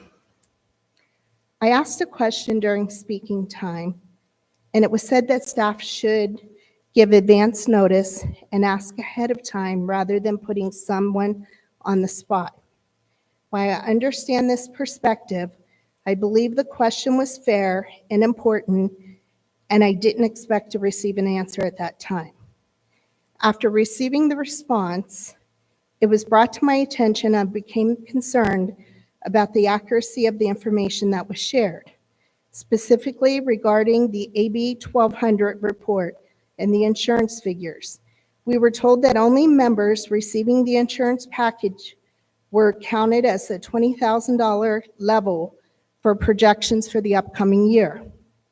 What needs to be clear is this. The additional $2,300 that went toward each member's benefits came from AVUDA funds, specifically the dental reserve, not from the district. The way the report was presented implied otherwise. Those savings were made on our side, not the district side, and it's important that this distinction is accurately understood and communicated. As we wrap up another school year, I want to take a moment to personally thank each and every one of you, our certificated staff, for your incredible dedication, hard work, and unwavering support. This year has not been without its challenges. We've navigated uncertainty, increased demands, and the continued frustration of feeling undervalued. And yet, through it all, you showed up for your students, for each other, and for this community. I know how tired many of you are. I also know how fiercely committed you remain to your students and your profession. This isn't always an easy role. There are moments when challenges are feeling overwhelming. When I visit schools, when I talk to the members, I'm reminded why we fight, not just for fair compensation and benefits, but for respect, recognition, and the kind of working conditions that allow you to thrive, not just survive. Your strength, your unity, and your passion for what you do bring everything back into focus. As Leslie stated earlier, we have great things happening in this district. We have great certificated staff in this district who make those great things happen. Thank you for standing together. Thank you for standing strong. We are AVUDA, and together we move forward. Thank you, CSEA and President Scott, for helping to build the relationship between AVUDA and CSEA. We appreciate you and all the certificated staff as well. Have a great summer, rest, relax, and get some quality family time together. And in solidarity, Karen.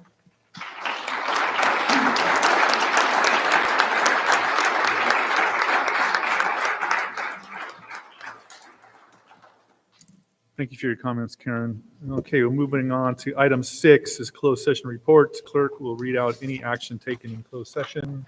Amanda. All right. For item B1, conference on litigation. On a motion by Rick Raleigh and seconded by Amanda Buchanan, the board voted unanimously to authorize the Director of Risk Management to approve the proposed settlement agreement regarding case number CIVSB-2111303. Also, item B1, conference on litigation. On a motion by Renee Longshore, seconded by Anita Tucker, the board voted unanimously to authorize the Director of Risk Management to approve the proposed settlement agreement regarding case number CIVDS 2011183. That's it. Okay, thank you. Thank you. Okay, item 7, adoption of the agenda. The board may approve the agenda as is or add and will pull items from consent calendar for discussion or action. So we'll need a motion to approve adoption of the agenda. So moved. I'm sorry, who? Anita? Yes. Okay. All right, do I have a second? I'll second. Second, Buchanan. Roll call, Anita. Yes. Tucker. Aye. Longshore. Aye. Okpara. Yes. Buchanan. Aye. Raleigh, aye. Okay, motion passes unanimously. Moving on to item E, discussion information. First up, item 1, local control plan, LCAP presentation from Patrick Schlosser. Thank you. And I'll do this presentation from here and just kind of talk you through some of the items that have been provided for you as we kind of go through this draft LCAP process. And the slides are printed there, but they are 2 per page and they turned out kind of small, but you'll be able to see them. What you have is a binder, and we'll go through that in just a moment. Just kind of gives you the entire LCAP printed long before the public hearing June 5th, so you'll have opportunity to read through it. And so what we have is a document that reflects the work of our community. It is the second year of a 3-year plan cycle, so there's no new goals. There are some adjustments to actions, and we'll go over those.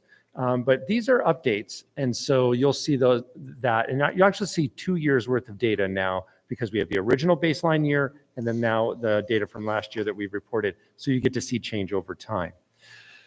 The LCAP process really is circular. It's kind of an ongoing evaluation and a kind of a cycle of inquiry, evaluation, gathering data, speaking with the community, making adjustments, and then bringing it to you.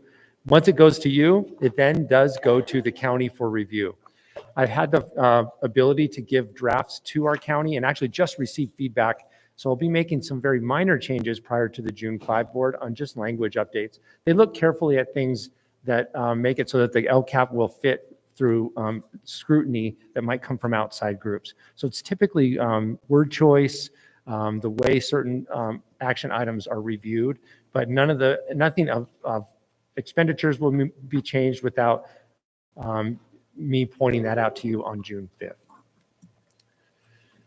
And so since last time we talked about this, we've met with our student advisories. They're wonderful. We get a chance to meet with each of our 3 high school student groups and the elementary student group right here in this room. It's about 100 students, and we get to meet with them 3 times over the year, and they actually go through parts of this document and the student survey results and give us their feedback. The district advisory committees happened in January, March, and April. All leadership gets a chance to give input. We did share survey results with state of the district with everyone, but also we looked deeply into them at different levels. And then also the local indicators feedback process is happening now. And that has to do with curriculum alignment and also whether or not we have to do some mandatory reports straight from the CDE about teacher credentialing. And then of course, school site councils have input here, especially for equity multiplier schools. And so the plan components that are in that binder, there's first a budget overview for parents. This is based on an estimate from the business office as of really about 3 or 4 days ago. There's a section of summary, what we've kind of done thus far, and some updates on the overall data. And then goals, remember goals 1, 2, and 3, which we'll go over in a moment. Those are our condensed goals that we condensed last year. And so there's updates to all the metrics, updates to the action items, both telling you the expenditures our estimated actual expenditures for this year and our budget for next year.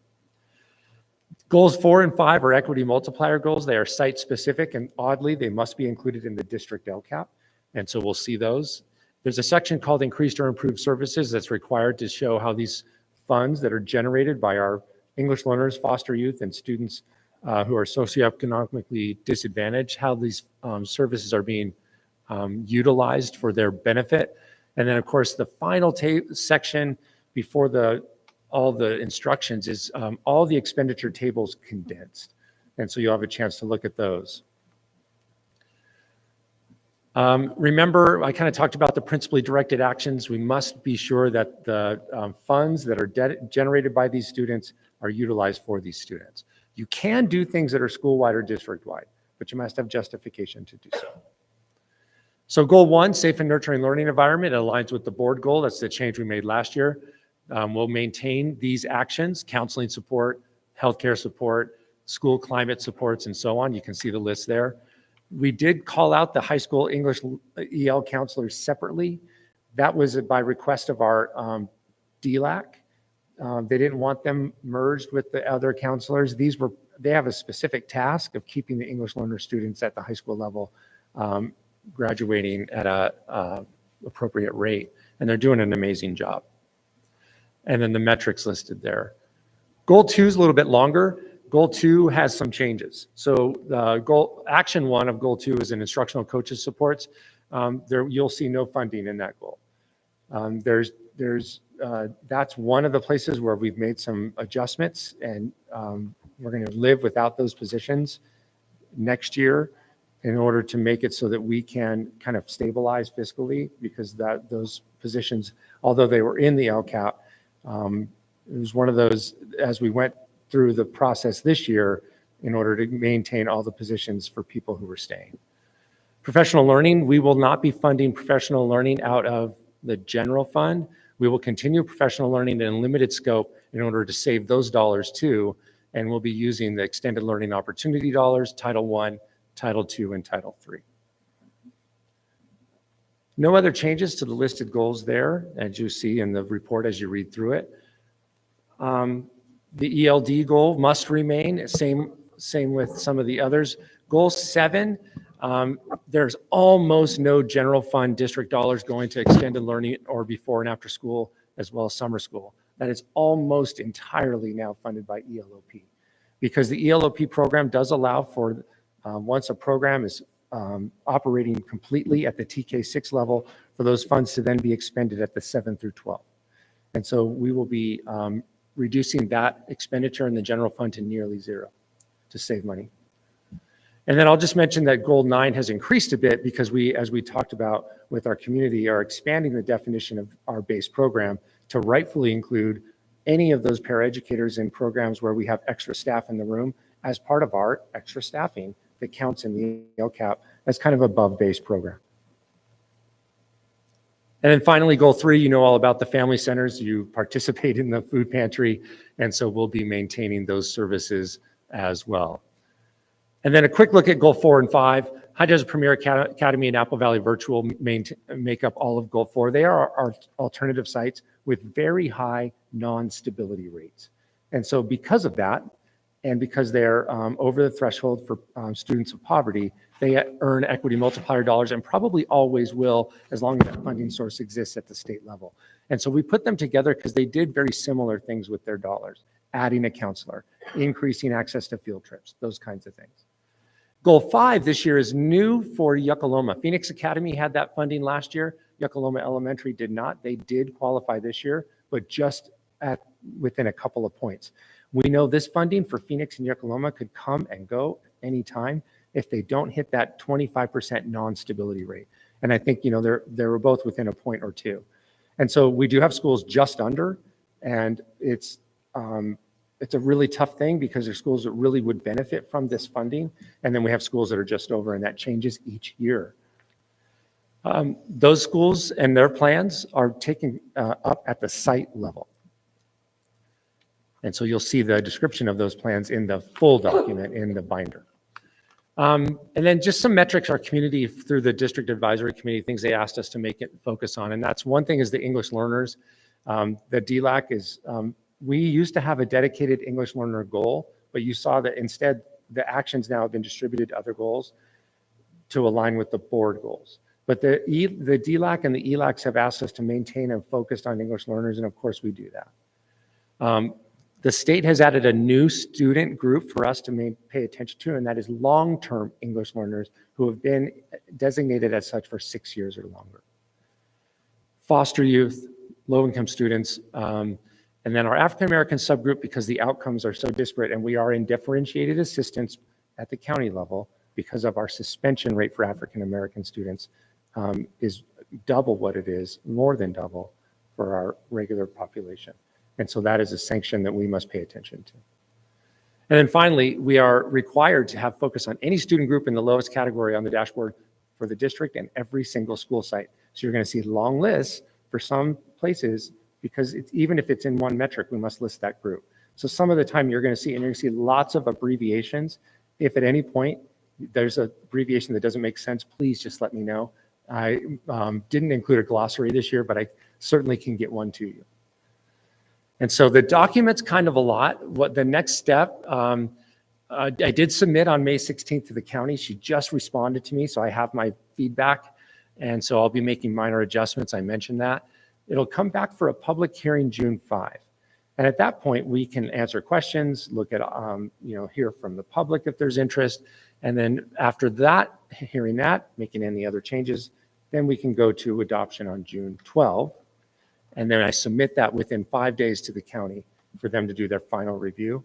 And once reviewed and approved, they approve our budget. And Mr. Schulenberg's office can get going with the process of operating school. So that's kind of the next steps and what I know so far. Okay, thank you. Pat, this is informational only, but I will open it up if any of the board members have any questions for Mr. Schlosser on this. I don't have a question, but thank you very much. That was very informative. I'll be spending a lot of time going through that. Thank you. Okay, great. All right, thank you. Okay, item 2, this is informational presentation on Governor's May revision for 2025-26 state budget, and that'll be Matthew Schulenberg. Thank you. As I am connecting to the screen, I'd like to call the board's attention to a couple of items you have at your station. It's a one-page color document produced by School Services. They call it the pocket budget. It's just kind of a quick summary of some of the main points from the May revise. And excuse me, and then you do have a copy of the slides I will be presenting this evening. My disclaimer, these are all slides as produced and presented by School Services yesterday during their May revision workshop. I've taken their 120 slide presentation and truncated it down a little bit. I plan on spending a little less than 3 hours going over it this evening, as they did yesterday. So first off, we'll go right to this one. Kind of some themes identified by School Services. You'll see in the top left there. They mentioned significant financial and economic uncertainty at both the national and the state level.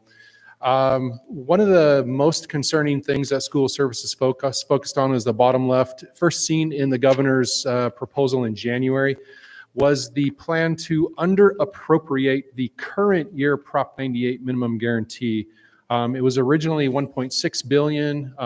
He's $300 million to our favor, so it's now only $1.3 billion. But it's still another kind of maneuver number 2 as the governor attempts to manipulate Prop 98 and the minimum guarantee for schools. Top right, May revision projects lower revenues and increased costs of healthcare in the current year and near term.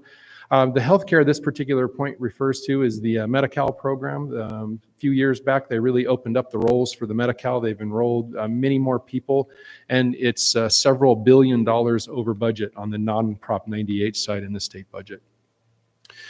The economy, you'll see the big 3 in the top left. The big 3 are the 3 main sources of tax revenue at the state level. Personal income tax, corporation, and sales and use tax. They're projected to be about $4.8 billion over the 3-year budget window when compared to the governor's January proposal. And the 3-year budget window is actually very interesting. It's not the same as our 3-year budget window. When we're building our budget for next year, we have to do next year and then 2 out years. We're actually going all the way to June of 28 in our multi-year projection. In the state budget's 3-year window, they look back a year. So they're looking at 23-24, looking at the revenues that have come in for 23-24. They're looking at the current year, 24-25, and looking at the revenues that have come in so far. And then they're looking at the next year. That's the 3-year cycle they're referring to in the governor's budget proposal. They mentioned the tariffs. Don't know what the actual effect of those tariffs might be on California. but you can read those points. A couple other things, the cost of living adjustment. As we sat here a year ago, the cost of living adjustment for next year was around 3.3%. That was the planning COLA. So we would have used that in our multi-year projections in the previous budget cycle, in the previous MYPs and interim reportings. It is now 2.3 for next year. So that's, of course, that's significantly lower. As the COLA in the current year was 1%, 1.07 for this year, which at a point early on in the budget process, it was projected to be closer to 4. There were some significant increases to the ELOP program and UTK, the Universal Transitional Kindergarten. So there's some concern that those would survive and that the commitments the governor has proposed will survive as they continue to negotiate with the legislature. And of course, the volatility in the stock market really does affect the capital gains, both short-term and long-term. Personal income tax at the state level, because that's a major portion of the personal income tax that the state of California collects. The state budget and the economy, they're looking at projected increased unemployment in the state of California. Wildfire displacement and construction delays, of course, they're negatively impacting employment growth. The GDP is expected to continue trending down. Now, the first quarter GDP, that's a national economic measure, the gross domestic product. So the first quarter GDP this year was actually a negative. And any time the GDP at the national level is negative 2 quarters in a row, that's the definition of a recession. But the economists that I've heard speak are projecting a positive GDP for the second quarter. That's the quarter we're currently in, but not a significantly positive gross domestic product. You see they mentioned inflation. It's actually coming down to the Fed's target of closer to 2%, but it is projected to rise in the next 2 years. State revenues do remain strong in the current year. That really drives the concern of the under appropriation that the governor has proposed in this year, but they are projected to slow down in the next. Domestic migration, the out-migration has slowed. Not as many people are leaving California. They are projecting the statewide population to increase slightly over the next couple of years. However, the Department of Finance is still projecting significant school-age population declines continuing. Here's a quick look at what's called PIT, this personal income tax over the 3-year cycle. You'll see first they look back at 23-24. In January, the governor projected there'd be about $113.4 billion in personal income tax collected last year, because it doesn't always come right away. He's revised his estimate to 115.2, which matches with the LAO, the Legislative Analyst Office. The LAO, again, is a nonpartisan group that advises the legislature. They do not work for the governor. The governor's team is the Department of Finance, and they're the ones that come up with the numbers in blue. So the May revision, again, that's the Department of Finance coming up with the revised numbers based in May and the revenues they received. Last year, you'll see, didn't change. Did change from the LAO, did change from the January budget proposal. This year also changed up. Next year, however, you'll see the governor originally put the personal income tax next year at a little under 134 billion. Now it's a little over 126. That's a significant decline in personal income tax revenue at the state level.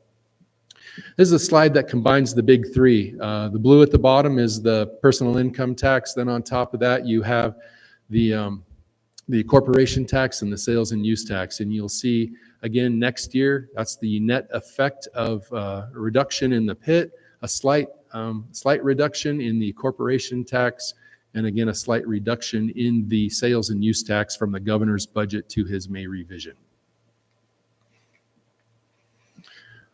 Some risks. Unemployment is projected to increase in the budget year. The stock market volatility really does affect the capital gains and the income tax revenue. And you'll see the comment there at the bottom. The big three revenues are projected to be lower by about $4.8 billion over the 3-year budget window, as I mentioned before. Prop 98. Again, Prop 98 is statutory and it sets the minimum education. It's often called the minimum guarantee. The dark blue section is the Prop 98 minimum guarantee. The light blue is total state revenues. The dashed green is ADA. We all know what happened around 21, 22. You'll see ADA has slightly increased since then, with Prop 98 still staying relatively flat over that time span if you look to 21, 22, all the way to 2025, 26. And unfortunately, from this year to next, it's projected to go down. It's at a little over $4 billion. And again, that 118,937 is the minimum guarantee. That is not the governor's proposed apportionment. He's proposing to apportion less than the minimum guarantee in the current year. This is a slide that just shows a little bit about what the education protection account is. Originally voted in the Prop 55 in 2016, extended by Prop 30. This is a tax on the what I call the uber wealthy. It's an additional income tax. I know CTA is beginning to lobby hard to extend these taxes past their expiration in 2030. It's a priority. Now, what this does is the EPA fills in a part of the Prop 98 minimum guarantee. It does not increase or decrease it. It just is a source of revenue to fund the Prop 98 minimum guarantee. And it's that little blue section up on top. General fund, local property taxes, and you'll see the EPA, or the Education Protection Account.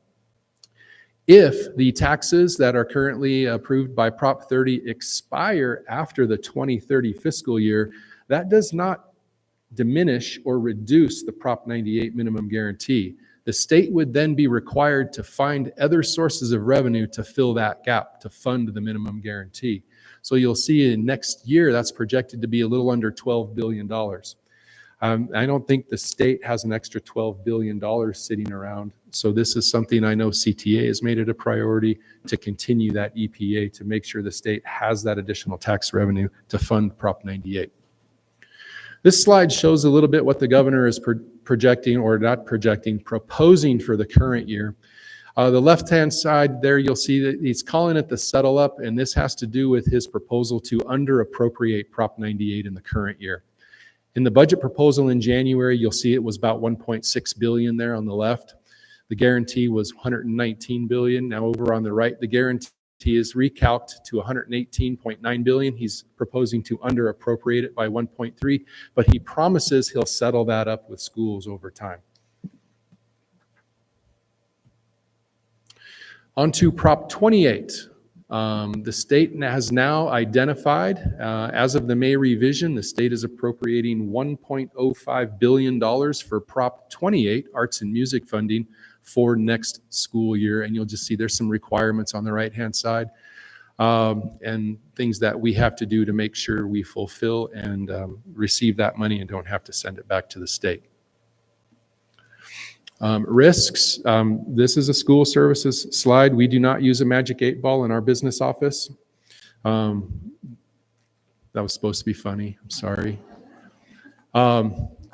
I'm going to take you down to that bottom bullet point. Problems on the other side of the state budget could make suspending Prop 98 an enticing budget solution for the state. And the problems on the other side of the budget, Medi-Cal being one of the biggest, and state programs and state employees and the reduction in state revenue will impact the non-Prop 98 side much more than the Prop 98 side. So if they decide, the legislature votes to suspend Prop 98 and not fund education at the minimum, that's one way that they can take funding dedicated for schools and move it to the non-Prop 98 side of the budget. So local impacts, this is a quick slide, illustrates the LCFF and how it's calculated. You'll see the different grade spans, the different base grants up top, 10,000, 25 in TK through 3, all the way up to 12,144. You add the COLA, you get the 25, 26 base grant per ADA. You get the grade span adjustments, which are added to TK through 3 and 9 through 12, which gets you the adjusted base grant per ADA. Those adjusted base grants are in the LCFF calculation, and those are what every school district across the state gets. Those are consistent. Where the LCFF gets very different for each school district are the 20% supplemental grant and the 65% concentration grant. And of course, the TK add-on, because if you're a school district that doesn't offer TK, you don't get the TK add-on.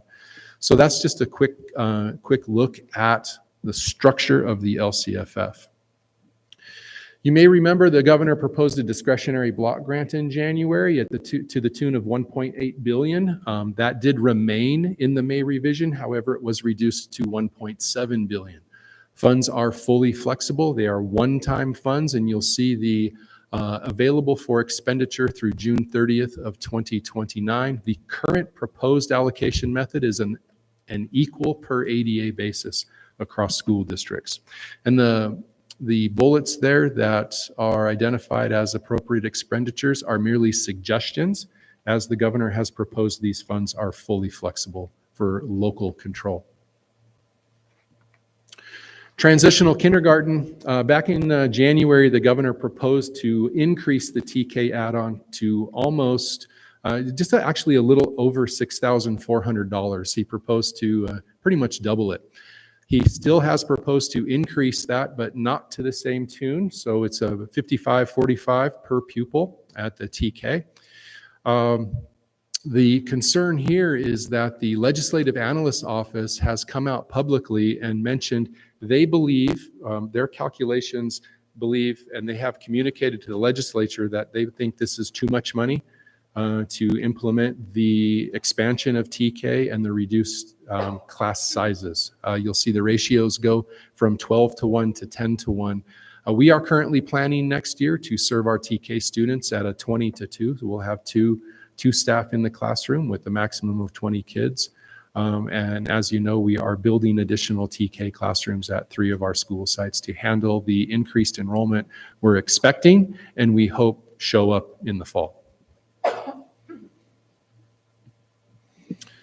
Expanding Learning Opportunities Program, I mentioned earlier, there's some money proposed to expand this, and how it's proposed to expand it, he did not propose to increase the rates, rate 1 or rate 2, but he is proposing to lower the threshold for school districts for them to qualify for rate 1. We qualify for rate 1 because our UPP is currently greater than or equal to 75%. He's proposing that threshold be lowered to 55%, which would allow more districts to qualify for that rate 1, and they estimate that'd be about a $500 million ongoing cost. You'll see the total funding he's proposing goes from $4 to $4.5 billion for the ELOP, Expanded Learning Opportunities Program. Learning Recovery Emergency Block Grant. This is, I think, the original LREBG that was sent out to school districts. It was about $7 billion across the state. Then they took some back, then they took some more back, then they gave some back to the schools, then they gave a little more back. Well, they still owe us a little bit to get to the original proposed funding level, so he has proposed to fund that. And of course, now it comes with some more strings. To utilize these funds, LEAs must conduct a new student needs assessment. Expenditures and actions must be included in the LCAP, and they have identified training on mathematics and ELA frameworks are new allowable uses for these particular funds. You will not see the LREBG funds currently in our LCAP. We are allowed to add those funds and those goals in at the mid-year update. I believe there are some other local school districts that are doing that same because we're still unsure if this is going to happen. It's still a proposal, and our LCAP, of course, needs to go through the approval process here in the very near future before the state actually enacts the budget, which this would be a part of if this proposal survives. Deferrals, great news. They canceled one small deferral. They came back with one much bigger deferral. You'll see the first line there. He proposes a TK-12 deferral. That, of course, is us of $1.8 billion. Thankfully, that's not all us, $1.8 billion, but we, of course, will be impacted by that. The state is using this as a budget and a cash deferral. The state is pushing an expense from June, the expense of funding schools. They're pushing it from June to July. So they show a reduction in their 25-26 budget because they're pushing it to their 26-27 budget. It's also a cash deferral for them because they keep the cash a little bit longer, meaning we don't get the cash. That's about 25% of our June 2026 apportionment. If you look back at the last couple Junes, that ratio. So what happens if all the cash doesn't flow? We will do a cash flow analysis as we get to this. You'll see at the bottom right, it says the burden of borrowing lies with the LEA to ensure adequate cash for operations.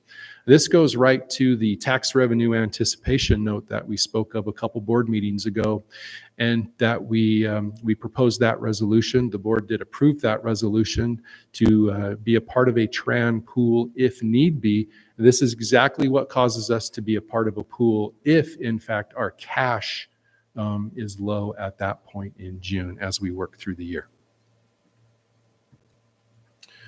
I just wanted to show this slide to show you the impact of the projected declines in school age populations. You'll see Los Angeles is the biggest at minus 18.7%. Los Angeles County, they're projecting significant school age declines.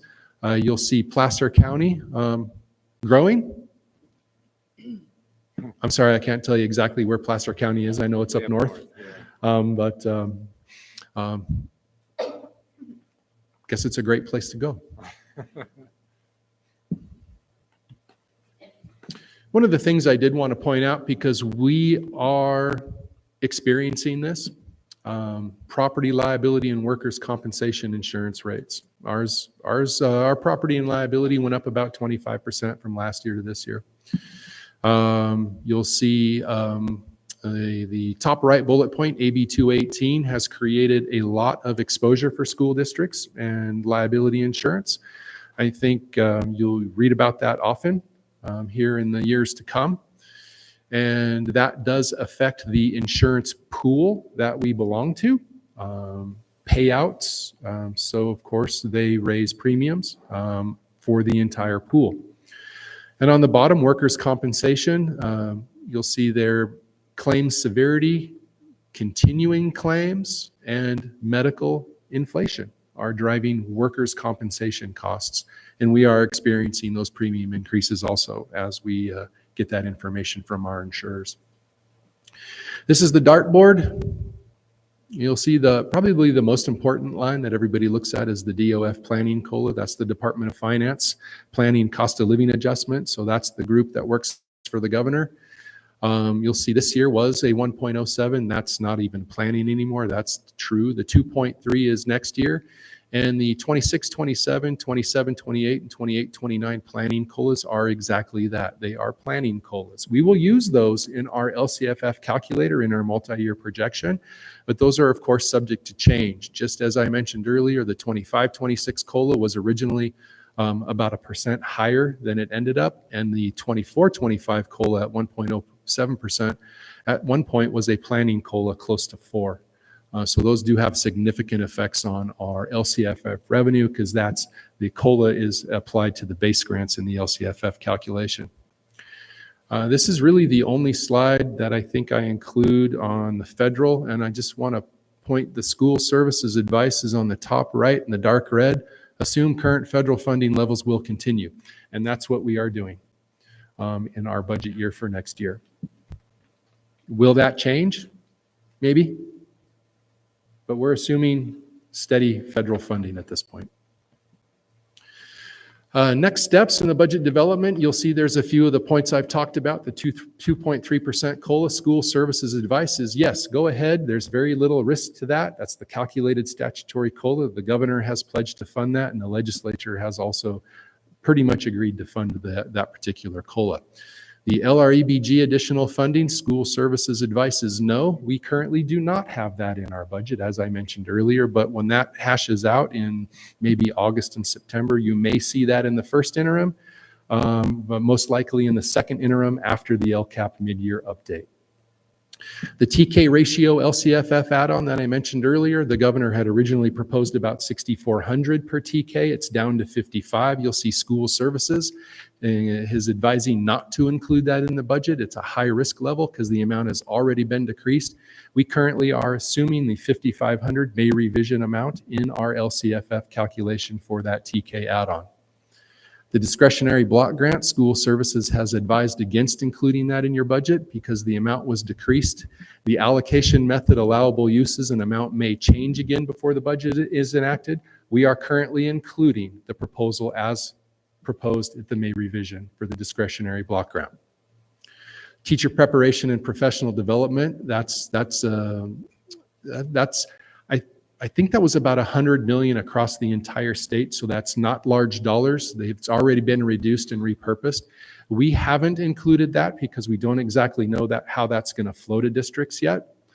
And the universal ELOP 55% threshold, school services advice is no. The risk level is low, but we already qualify for the rate 1 at the 75% threshold, and we believe we're going to maintain that UPP at the 75%. So we have included the ELOP funding at rate 1 in our budget.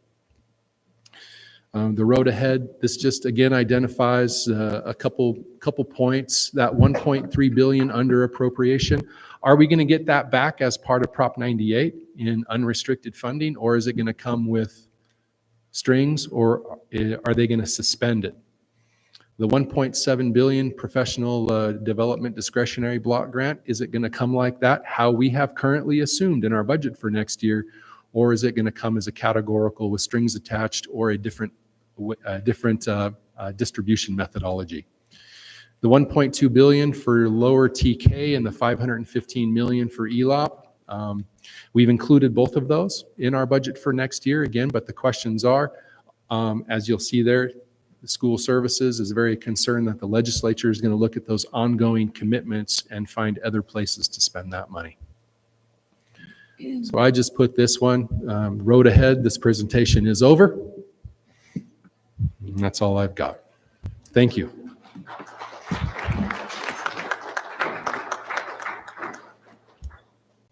Thank you, Matt.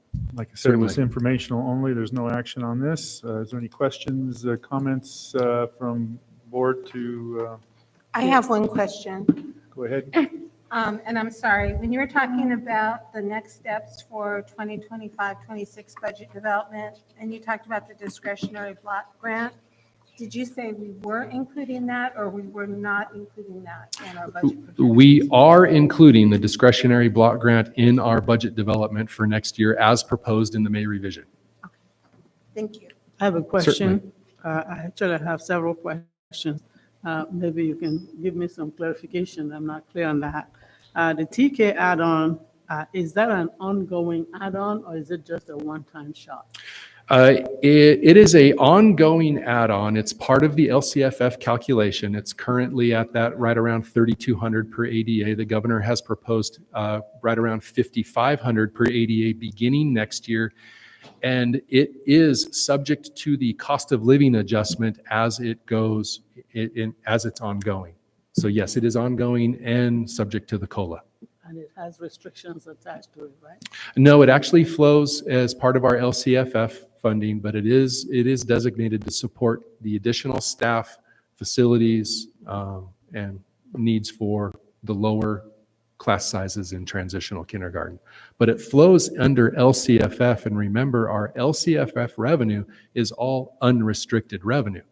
A large portion of it, of course, is supplemental and concentration, which then does have local requirements for spending, but it all flows unrestricted. You did mention about the class size, because there's a class size of 10-1 or 11 to whatever it is. I'm sorry, Maria, I couldn't hear you. The class size for TK. Yes, Okay, and you mentioned that they will, you're looking at 22-1 or 22-2. 20 to 2. 20-2. Yes. And the question that I'm asking, is that 2 teachers or is that 1 teacher and an aide? It's a teacher and a paraeducator. Okay, got that. All right, thank you. Is it possible to contact School Services of California to give us, I'm going to go back to this. There's a graph about district financial conditions, declining enrollment by county. I think it's kind of interesting that they failed to add the largest county in California in this breakdown. So could they give us one that includes San Bernardino County so that we can have a better picture? We're looking at all of these other counties. They're not as large as San Bernardino County, but for some reason they failed to add San Bernardino County. Can they add San Bernardino County or give us one for San Bernardino County? So we'll have a visual for ours too. I can ask for that data, yes, Thank you so much. absolutely. Anything else, Maria? No. All right, thank you again, Matt. Appreciate it. Thank you. We'll move on to public comments. Kylie, do we have any cards? We have 3. Just remind the speakers that we're limited to 3 minutes, if you can try to squeeze that in. First up is Javier Alejandro.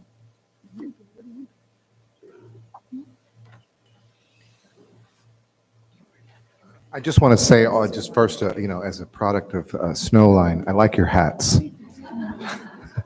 But I love ABUSD. Dear board members and esteemed cabinet, I come before you tonight to celebrate some student success and stand in solidarity with CSEA and AVUDA members.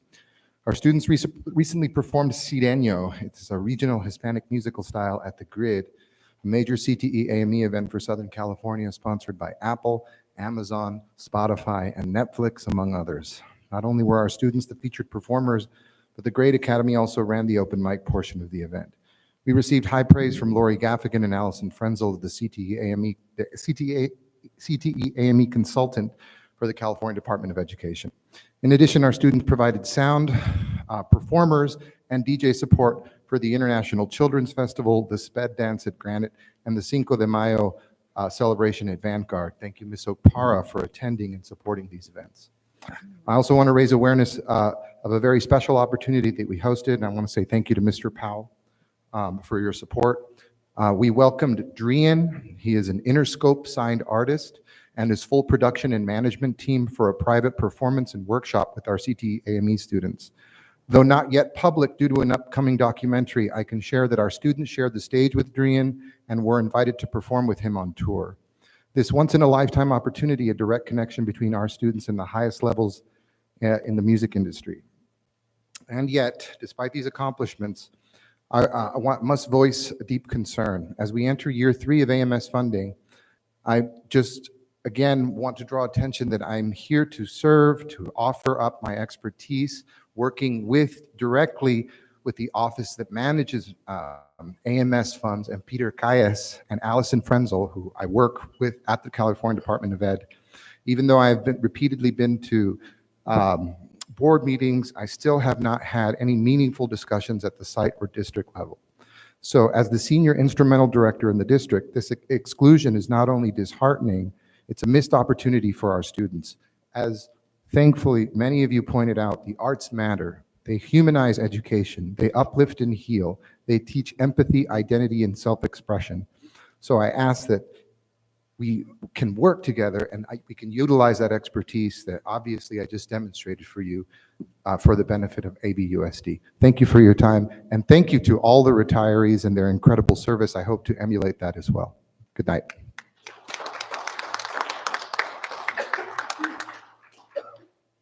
Thank you, Javier. Thank you for your comments and waiting around, and you got here really early. I saw you at 5 o'clock. Good night. Up next is Violet Carter.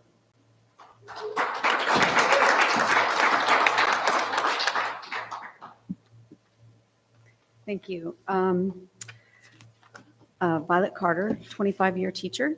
Today, I want to speak to you about a pressing issue in our education system: the failure to uphold the high standards for all students, which is leaving many of them unprepared for the challenges of the future.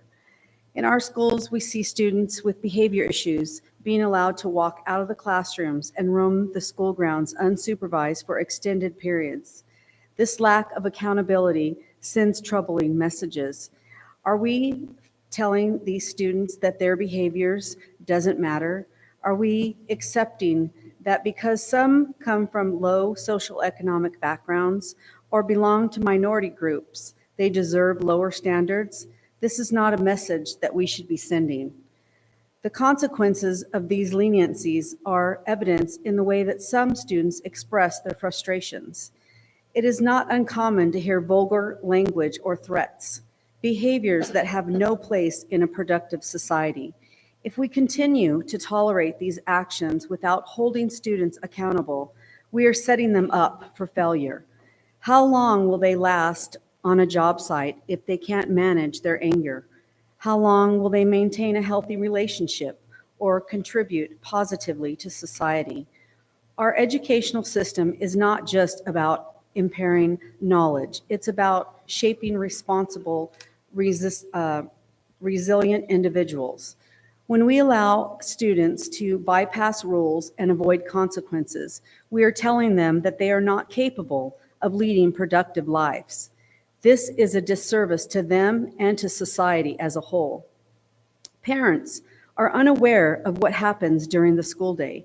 When their children get in trouble, instead of facing meaningful consequences, they might be sent to the office to spend a day on YouTube. This lack of proper supervision and support means that students are not learning how to manage their behavior or make positive choices. Parents deserve better. Our students deserve better, and society deserves better. We must demand more from our educational institutions. Schools should implement consistent and fair disciplinary measures that hold all students accountable, regardless of their background. We need to foster environments where high expectations are the norm. In conclusion, our current approach is failing our students. By not maintaining high standards and allowing unsupervised behavior, we are hindering their growth and future success. When we become numb to a 7-year-old telling us to shut the F up or a 10-year-old threatening to kill us, what are we thinking? Are we excusing their behavior because of their home lives, believing that is simply how they are being raised, or assuming they don't know any better or can't do any better? Shame on us. We must commit to creating a school system that upholds excellence, supports all students, and prepares them to be responsible, successful members of society. This means holding every student to high expectations, providing consistent supervision, and addressing behavioral issues with the seriousness they deserve. Our children deserve an environment that challenges them, nurtures their potential, and equips them with the skills of reliance needed for the future. We need to stand together to demand better for our schools, our students, and our community. Our children, your children, deserve nothing less. Thank you.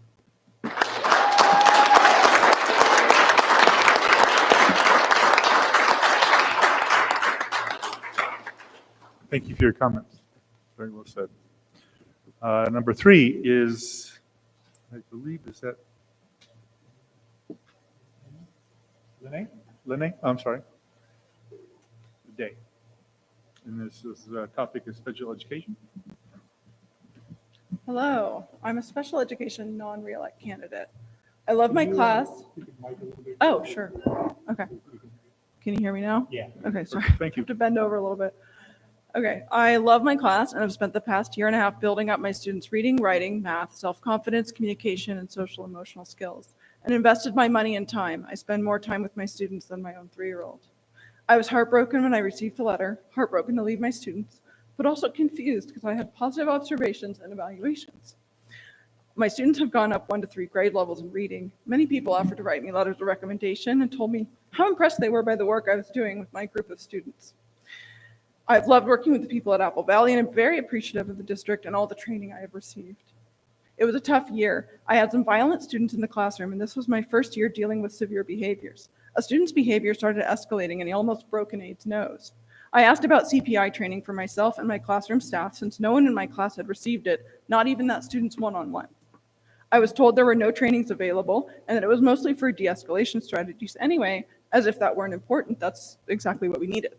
The student kept escalating and we had a day with 4 violent episodes. We called the office for extra support but received none. Aides and a student were hurt that day and I was blocking punches throughout the day to keep others safe, even after we evacuated the classroom. I asked again for CPI or any de-escalation training and was again told no. I also communicated that an aide was stressed out by the level of violence in our classroom. I was told that we could just replace her if she doesn't want the job anymore. I was startled. The aide does incredible, and I mean incredible work.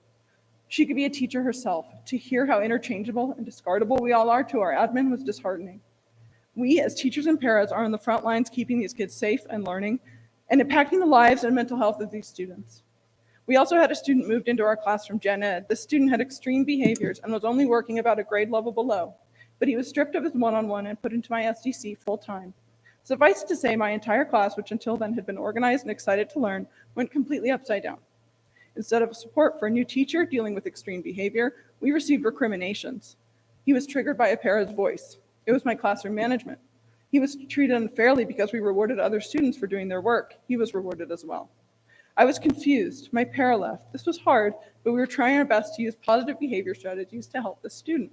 My mentor came and observed and said he loved my classroom and the way I ran it, but that a student exhibiting those behaviors would be sent to the office at his school, not disrupting the class all day.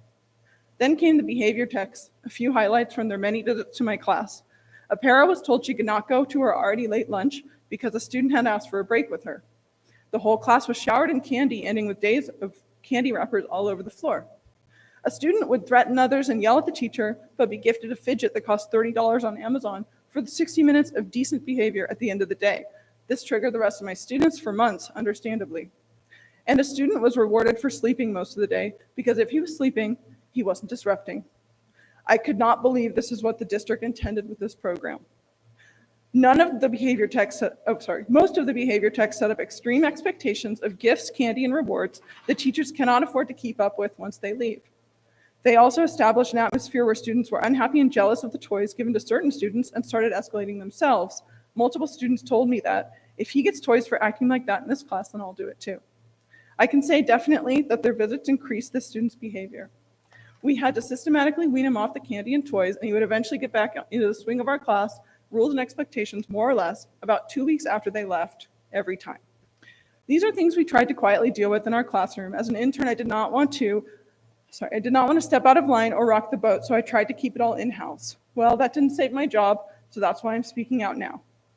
I know that there are many other teachers and interns in a similar position as I am, and I wanted you to know what it's like on the ground, particularly in special education.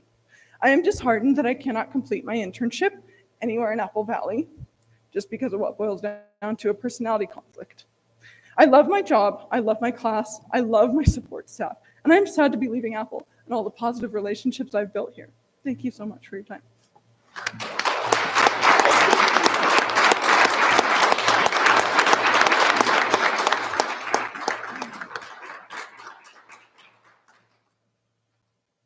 Thank you.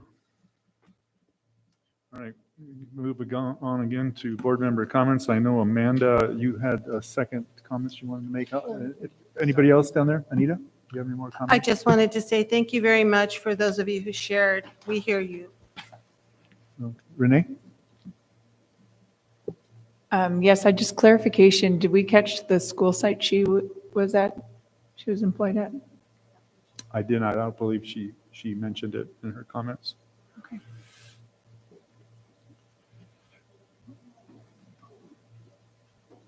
Maria? Well, once again, you all know that special ed is very near and dear to my heart. But I don't want to comment on special ed. But I would like the district to come back the next time to tell us how many special ed teachers have been trained in CPI.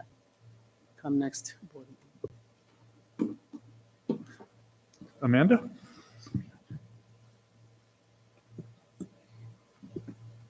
All right.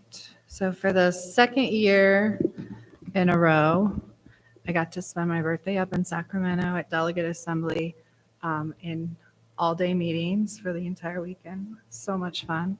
But I did want to bring back some of the information to the board. I'm not going to do all of this, but because there was so much legislation right now that's going on. So SB 374 is the Prop 28 reporting, now requires a single streamlined report for arts funding. So if we find any state required reports that are especially redundant, we're going to pass those on to CSBA and they'll work on those. There's a little bit of discussion about AB 1021 and AB 1381 for the educational workforce housing, and also providing low or no interest rate loans to districts that are pursuing that. AB 1224, which would increase our long-term subs from 30 to 60 days. AB 640, right now, CSBA is working to revise the language. They don't support it right now, but they want to support it. But that will address governance team training requirements and make something required for board members when they first come on to be trained. Similar to like MIG, I believe. And that's kind of the problem, is right now it's wide open and it could like be any training. So they want to bring that down. SB 98 would require notification to the site, the school, the community of any immigration enforcement activity on school campuses. And so some of the important dates that we have coming up, or they have coming up actually. So May 23rd is the last day for fiscal committees to hear and report to the floor bills introduced in their house. So by tomorrow, they have to make it out of fiscal. June 6th is the last day for each house to pass the bills that have been introduced in that house. And then by June 15th, the budget bill must be passed by midnight. And then we'll have like a little more accuracy on what is coming. I'm going to skip that. They did say, and I know you mentioned ELAP and TK, also universal meals will remain fully funded as of right now. There was talk about movement of various things, and they mentioned Title I, which I'm not 100% sure how, but being moved to the block grant, that they're then going to decrease, but then they can say there were no cuts to Title I funding. So it's a little move around. CSBA is piloting a new suite of policy resources to help boards better evaluate and develop local policy. And I did volunteer to be part of the pilot this fall, so we would get those documents kind of ahead and we could look them over and provide feedback before it gets published.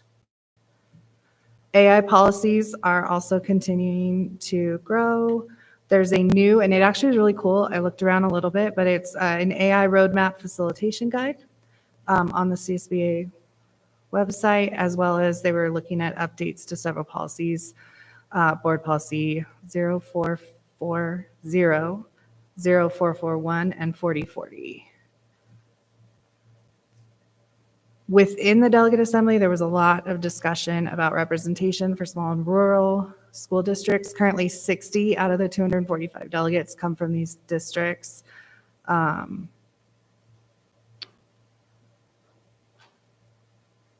to make sure I don't miss. Oh, good news for Kylie. This one's for you. Coming in January, they're going to be piloting electronic ballots for Delegate Assembly. So it wouldn't be the paper. I guess in this first time you can do both. But yeah, so it's going to the Simply Voting application, and so you can do it electronically, which will actually make it a lot easier for them to do for the whole state. But that seemed like it would be good for you. The policy platform saw some language updates, but no major changes. And then I know we know already that the annual education conference is scheduled for December 3rd through the 5th. They are moving it up a day, so it won't go on to a Saturday anymore. And then I had a really informational session, which I just showed her Maria, one of the slides, Mike Vine from FCMAT. And he had a big presentation, about an hour, on declining enrollment trends, as well as the financial implications. So I have that full slideshow available if anybody'd like a copy. And it includes data visualizations of our county and the decline, which I showed. And that's it. So that was Delegate Assembly. All right, thank you. Superintendent, you with them? Okay. Okay, we have no public hearings, no special meetings. We have discussion session as recommended. The Board of Trustees discuss and take action on the following items. First up, discuss the requested amendments to the April 10th, 2025 board meeting and approve one of the following attachments: original draft of the minutes of the April 10th, 2025 board meeting, or amend the draft minutes of the April 10th, 2025 board meeting. So I'm not going to rely on staff to give this presentation. As the president of the board, I looked into this. I watched the tapes, and I'm going to provide the trustees here the rest with a verbatim documentation. And it's very detailed. It was done with AI and by hand as well.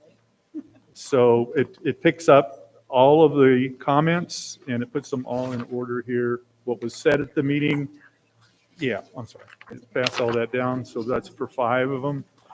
So while you're looking over that, I know that Trustee Longshore made a comment that she wanted to amend the minutes that she abstained from going into closed session. So what we can do, because it's not clear at all, Renee, that you said anything at all other than agreed to go into closed session, we can amend the minutes that you believe that you made a comment that you abstained from it. So we can make put that in the record if that suffices for your concern. Yes, so I just want to clarify, I didn't verbally say I abstained, I just abstained. I remained silent. Okay, that's why we went to roll call vote on everything now, because it's confusing for everybody. Yes. Because it shows in the you can read this at another time, but it shows in there that you did not abstain from it. So you want to we can amend it that you believe that you abstained or you thought you abstained? Is that? How do you want to clarify that? I'm not going to change the minutes for the record, because that would be a violation, because the proof is there that what was said by Maria, that she opposed going into closed session and so on. But I guess my question to you is that sufficient that we can amend the minutes that you abstained by not speaking? Oh, yes, that's Okay. fine.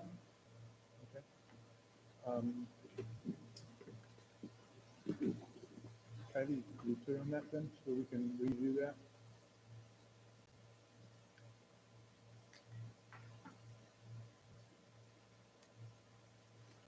So we will be taking the original draft 2025-4-10 board meeting minutes. And on page 1 under public comments, on page 1 under closed session, it will go from on a motion by Mrs. Amanda Buchanan, seconded by Mrs. Anita Tucker, vote 4-1. Amanda Buchanan, aye. Anita Tucker, aye. Maria Okpara, no. Renee Longshore, aye. Rick Raleigh, aye. To page 1, closed session, on a motion by Mrs. Amanda Buchanan, seconded by Mrs. Anita Tucker, vote 3-1. Amanda Buchanan, aye. Anita Tucker, aye. Maria Okpara, no. Renee Longshore, no verbal indication. How do you want me to word that right there? And then I can have Rick Raleigh, aye. Before we go much further, did we have a motion to begin the discussion? It's just to discuss it. It has to be, then we can open it up for discussion. But Okay. Renee brought this forward, so it's really, the ball is in her court, because she believes she wanted to amend it. So we will have to take a vote on this with a second and a motion as well. So what I wanted to defer to her on this. So I think what I'm going to propose and then get a motion to, and then approve, we'll vote on it, is what Kylie just said, that we're going to not amend the original minutes, but we're going to add an amendment that Trustee Renee Longshore believes that she abstained by not speaking. I'm just right. She's just taking notes. I'm going to ask for a motion that we approve the wording that. Can you read it back? That what I said there, Kylie, so we're not confused on that. Yeah. So what you're proposing in your discussion is that on page 1, closed session, everything would remain as is. There would be notation that would be underneath the original voting as it sits in a draft form that would indicate Trustee Longshore believes she abstained by not speaking. Okay. So I'll ask for a motion to approve that amendment to the minutes. Well, we need a motion to approve. Did you motion it? I'm sorry. Yes, I didn't hear you. did. Okay. Do we have a second? Second. All right. Roll call will be Tucker, Aye. Longshore, Aye. Opara, Aye. Buchanan, Aye. Raleigh. I vote aye as well. We're good. We got through that one.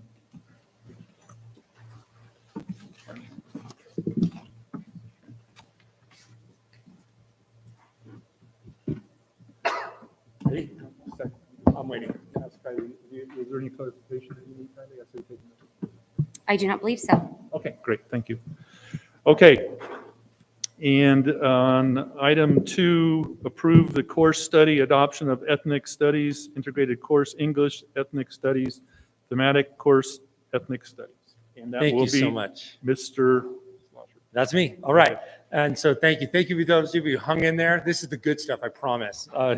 We're super excited to bring forward these courses that have been developed by our teachers in the system. I wanted to give a brief background because I know the board has changed a little bit since we started this journey. In the fall of 2023, the board requested, and I remember Mrs. Buchanan making the clear request, like, let's do a process using the county toolkit and like making sure that this was systematic. So Para as well, was adamant that we make this process transparent and community-wide. And so we began that, and then in October had a board workshop in Conference Room A. Tracy Chambers, Serena Straka, Lauren Wild came and presented to us. And then we did a contract for services for them to do that facilitation work with us and do those community meetings. But the board took action on December 7th. Meanwhile, we scheduled our first community meeting for December 6th, and Mrs. Nelson and I, board members were there in the audience, presented our first meeting actually at the Granite Hills High School Performing Arts Center, and had a pretty good size group of folks who came, church members, community members, parents, staff, and kind of went through the information that we had been provided in that same workshop in October. And so we presented this information. We got lots of really heated questions and lots of interest. We went through this timeline to remind people of the background and why we were even having that discussion and what AB 101 required. I feel silly talking to you with this hat on. I'm just going to say that. Go ahead. I feel mildly unprofessional, but just because it's not me, but I earned it, I guess. And so when we saw this timeline at that time, like 25, 26 seemed like a ways out. And we thought, oh man, okay, well, we can probably get that done by then. And here we are. And notice in the parentheses, it says we had to select between 4 options. And I'm going to go over that in a moment. And so we looked at this toolkit steps. They had 6 discrete things for us to do. We broke it in half, 1 through 3 last year, 4 through 6 this year. And so last year's process, we got busy right away, January, February, March, and April. Community meetings, widely attended. We had board members at every one, and the community meetings were excellent. We got to define the terms, gather input, read through the framework, really understand deeply what those 4 options were as we developed our district lens, and kind of worked ourselves toward consensus, knowing that our task was to bring back to the board a recommendation of what we were going to do that second year in course development. And so we did that. The committee recommendations to the board were brought on June 6th, just about a year ago now. And of the 4 options, the committee really recommended option 4, which was a blend. It allowed us to blend 2. They wanted students to have 2 pathways to satisfy the requirement, either an integrated course or a thematic course. We left option 1 out. It was the least popular, and that was the kind of what they call in the framework a standalone course. And so also on the way out of that meeting, we gave people one last time to give feedback, kind of an exit ticket. I read through every one of those this week, just kind of put myself back in that frame of reference, where we asked them not only about their preferences, but if for the integrated course, which subject matter did they feel strong, they wanted to integrate it into. And it was overwhelmingly positive for 10th grade English, which was not what we went in thinking, I promise you that. We thought for sure this landed in the social studies classroom. But after we had a deep discussion in the room several of those nights about, one, how do we make sure every student gets a chance to participate? Because once you go to US history in 11th grade, some students go to AP, some students go to the college course. And so they wouldn't even have a chance to see the content and thus would not be able to graduate without taking another course. So we realized quickly that 10th grade English was really probably the right way. And 10th grade history, world history, it doesn't fit. It's just too broad a scope. Anyway, this is exciting. So feedback was overwhelming support. We took that to the board. The board took that recommendation. We were so thankful to have that support. And then the next day, board meeting was on a Thursday. That Friday, we asked teachers to come join us. And if you're still here, are you? Yes, Mr. Holtgreave, Mr. Murphy, they hung in there. So if they'll join me here at the podium, they're going to kind of help represent this. We got them to come stand with me because I feel weird with the hat. This group gathered as well as all the high school principals that day, and they got a chance to kind of review and hear about where we had come as a community, because they hadn't all been at, now Mr. Holtgreave, I think, had been at many of the community sessions as well. But that whole team hadn't been. They needed to hear the background, and so they kind of started over. It was great for me to rehear our whole journey from the year before. And they were given lots of materials and sent home for the summer with, when we get back, we're going to get started developing the course. And so that's what we did. We continued with engaging with Lauren Wild. She is fantastic. I hope they share my sentiment. She was a wonderful facilitator. She really helped us dive into the framework. They worked in 2 teams. The English Language Arts group was all folks who either taught 10th grade, currently teaching 10th grade, or will be teaching 10th grade.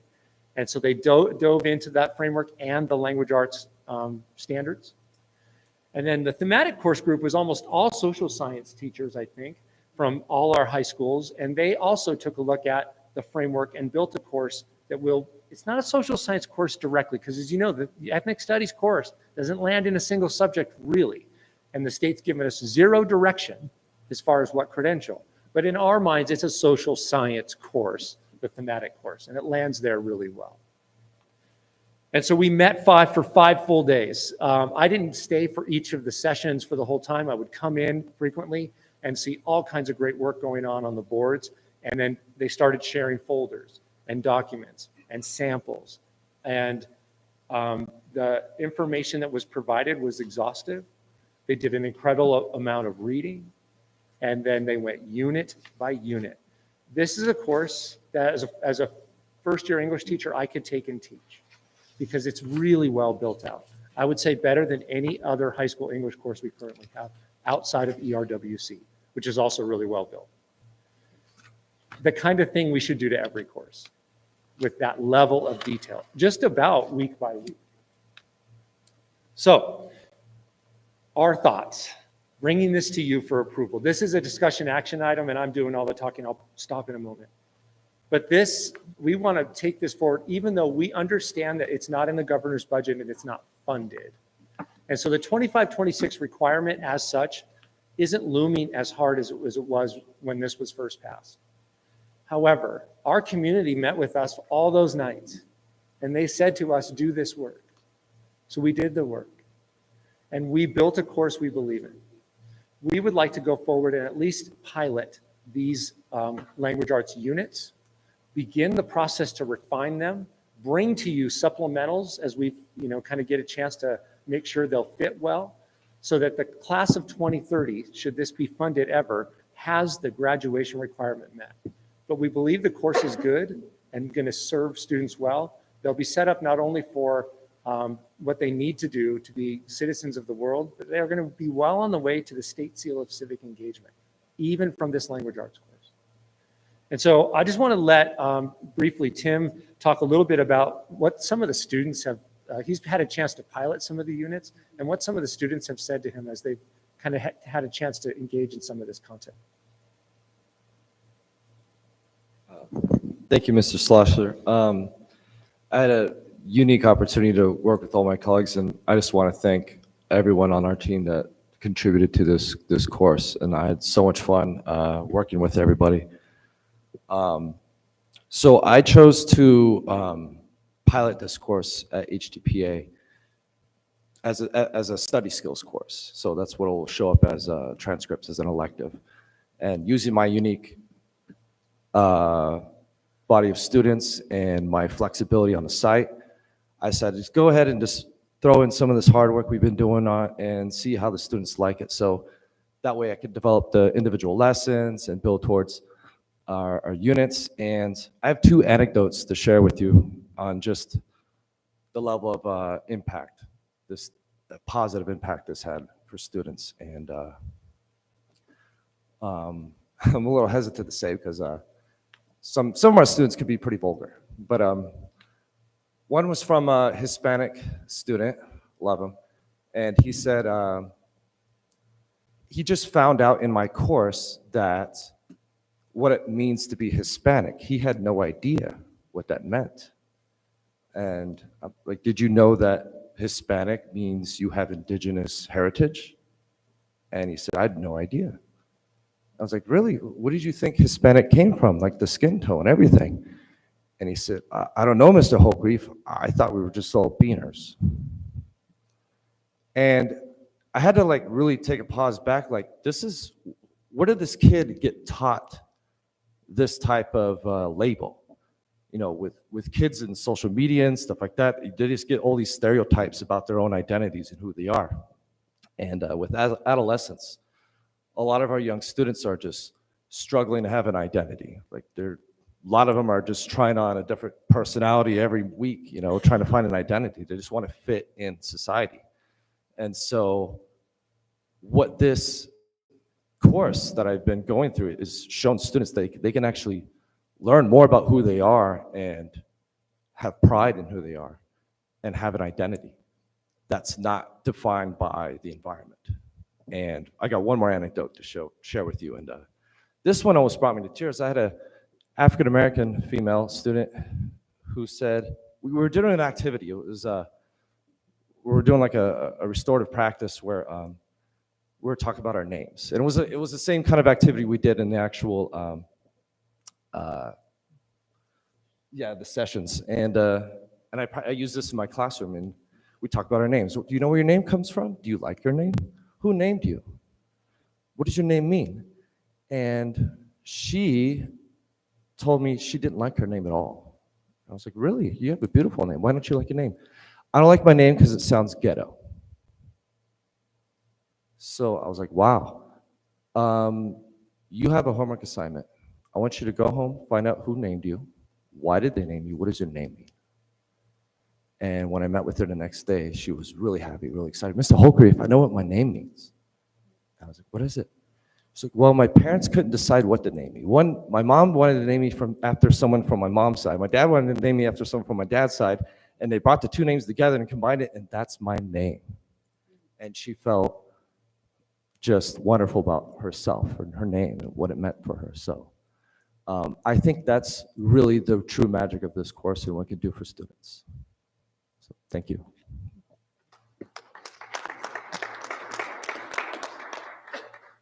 Thank you for listening. This is an exciting time for us as we move forward. So you'll understand that as we do this approval, we still have UC submission to do. We have steps to take, but it lets us really dig into the piloting and refining process. And I'll leave it in your hands. Okay. Thank you. Well, we'll open it for this. Go ahead. Thank you, gentlemen, They for did great your work. volunteering and stepping up to the plate. So it's good. So we can open it up for any discussions. Anybody have anything? I do. Okay. As a history, social studies teacher, I was really sad that this was in English. But I did some research. I read some of the books that were on the list. Some of them I already knew. I spoke at length with Ms. Wild, who I've worked with before, and I came away feeling really positive about this, and hopefully having this early start to implement and pilot, it's not a given. We can make changes and adoption. So I kind of did like a little bit of a 180, even though I'm like, English, really?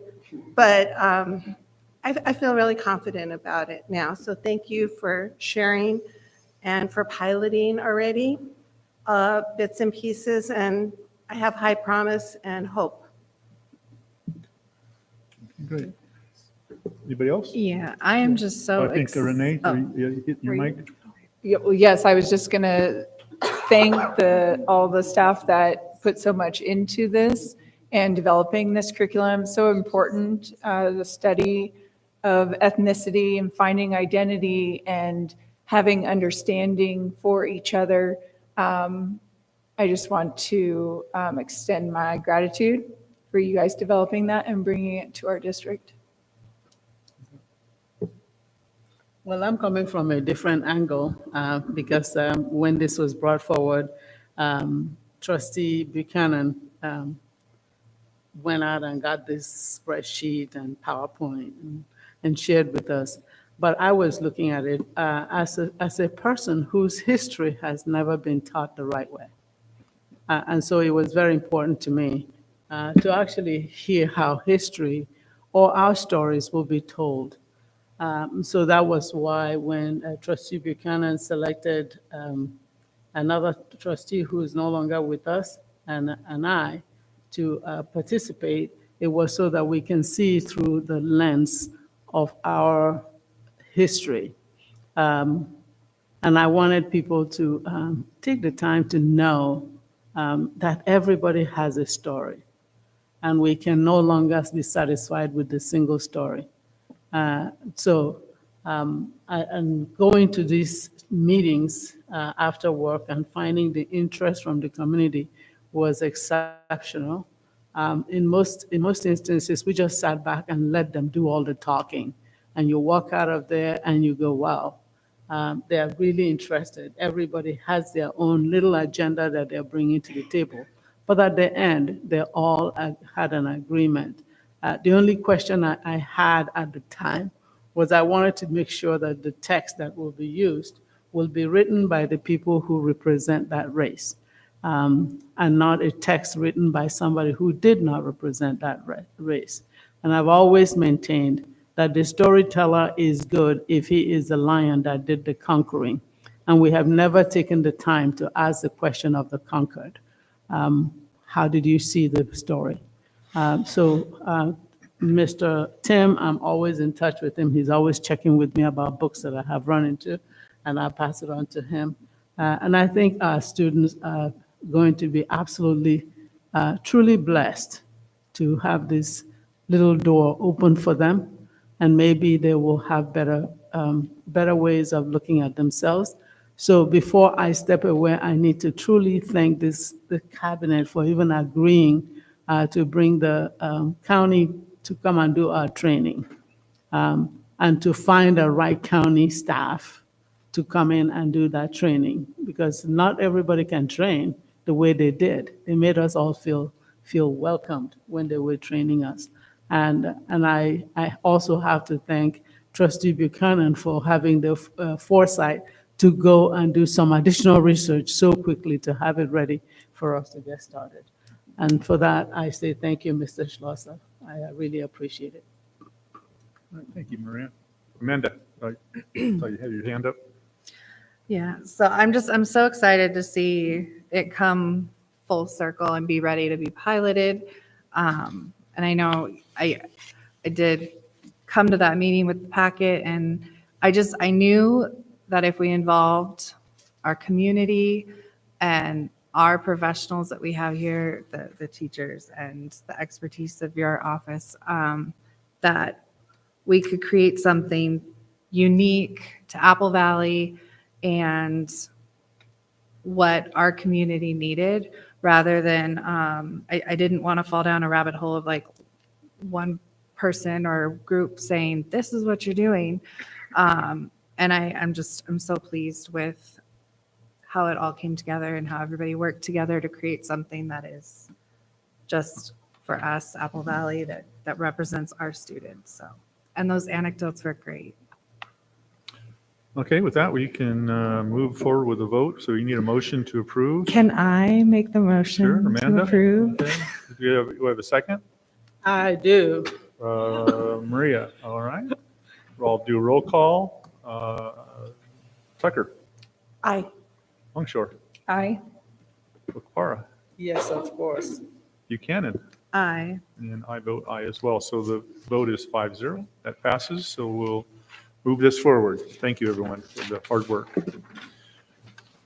Item 3, review consideration for fiscal crisis management assistance team FCMAT study agreement for managing assistance, fiscal health risk analysis, FHRA. I'm going to defer this over to the superintendent. Did you have any, just Matt? Well, I'm going to turn it over to Matt if there's any Okay. questions, but we'll- basically it was what was requested and we brought the contract forward. Yeah, I think probably the questions, Matt, well, do you have something you want to add or you just want questions? No, I don't have anything to add. Okay. Okay, so I guess basic is, would be, Anita, you brought this forward. You want to start? This was your agenda item. Yes, thank you. I appreciate Mr. Schullenberg bringing the quotes so quickly and putting this on the agenda. I'm hopeful that we can vote on this tonight. Okay, so just real quick, Matt, what's the cost and what does it cover? If you can give us that in a. Well, as listed in the proposal, the cost is listed as not to exceed $23,000. That Okay. depends on the actual staffing that FCMAT is able to assign to the project. Okay, great. Okay, is there any other discussion or do we have a motion to approve? There was discussion at I think it was the last meeting, about what exactly would be included in this. I just am curious, like, what is this going to show us? Because I know we were told also that it wouldn't. There was things it wasn't going to. Right. It's not going to do forensic. It's not a forensic. Right. It's not a forensic audit. It's not a forensic audit. It's just a normal audit. Fiscal health. This particular item, as requested, the fiscal health risk analysis is just that. It's analysis. So you'll see on page 1 of the proposal under scope of work, A, scope and objectives, number 1, prepare an analysis using the 20 factors in FCMAT's fiscal health risk analysis and identify the district's specific risk rating for fiscal insolvency. I don't have that list of 20 factors. Those are available on the FCMAT website. But that's essentially the focus of this particular project. They will ask for documents. They will visit the district. They will most likely interview Cindy and myself. And I don't know the exact scope of work until we sign the agreement, and then we will work with FCMAT to schedule the appropriate document shares and site visit. So when you say it's not to exceed 23,000, Yes. if they come in and they give us a scope and we just want a portion of it, the cost will be less for the less amount of work that they. put into it? Well, actually, Rick, the scope is not going to change. What will change is when FCMAT goes into districts, they have people that are actually FCMAT employees, and then they have consultants that are professionals typically working in school districts who are independent contractors that will work for FCMAT on some of these studies. If it's typically a fiscal health risk analysis, I believe, is 2 individuals, and there will be 1 person from FCMAT at a minimum. If it's 2 FCMAT people, that's actually cheaper. If it's a FCMAT and a outside consultant, that's more expensive because they bill for actual expenditures. So the $23,000 is assuming 1 FCMAT individual and 1 consultant, because that is the most expensive option. If it comes in as 2 FCMAT employees, then it will be less, but the scope will not change. Oh, okay. That clarifies it. Thank you. Yeah, thank you. All right, it's a pleasure of the board at this point. Can I make a motion to approve as submitted? Okay, we have a motion by Tucker. Does anybody want to second it? I'll second it. Second by Longshore. Okay, we'll do a roll call vote. Tucker? Aye. Longshore? Aye. Opara? Aye. Buchanan? Aye. I'll vote aye as well. Okay, we moved that one forward. Thank you.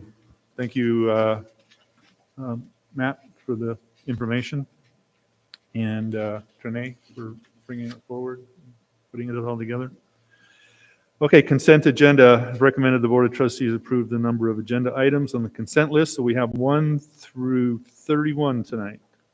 So we haven't been able to get through the consent agenda without pulling anything. So I'm going to ask right now, who wants to pull what? Pull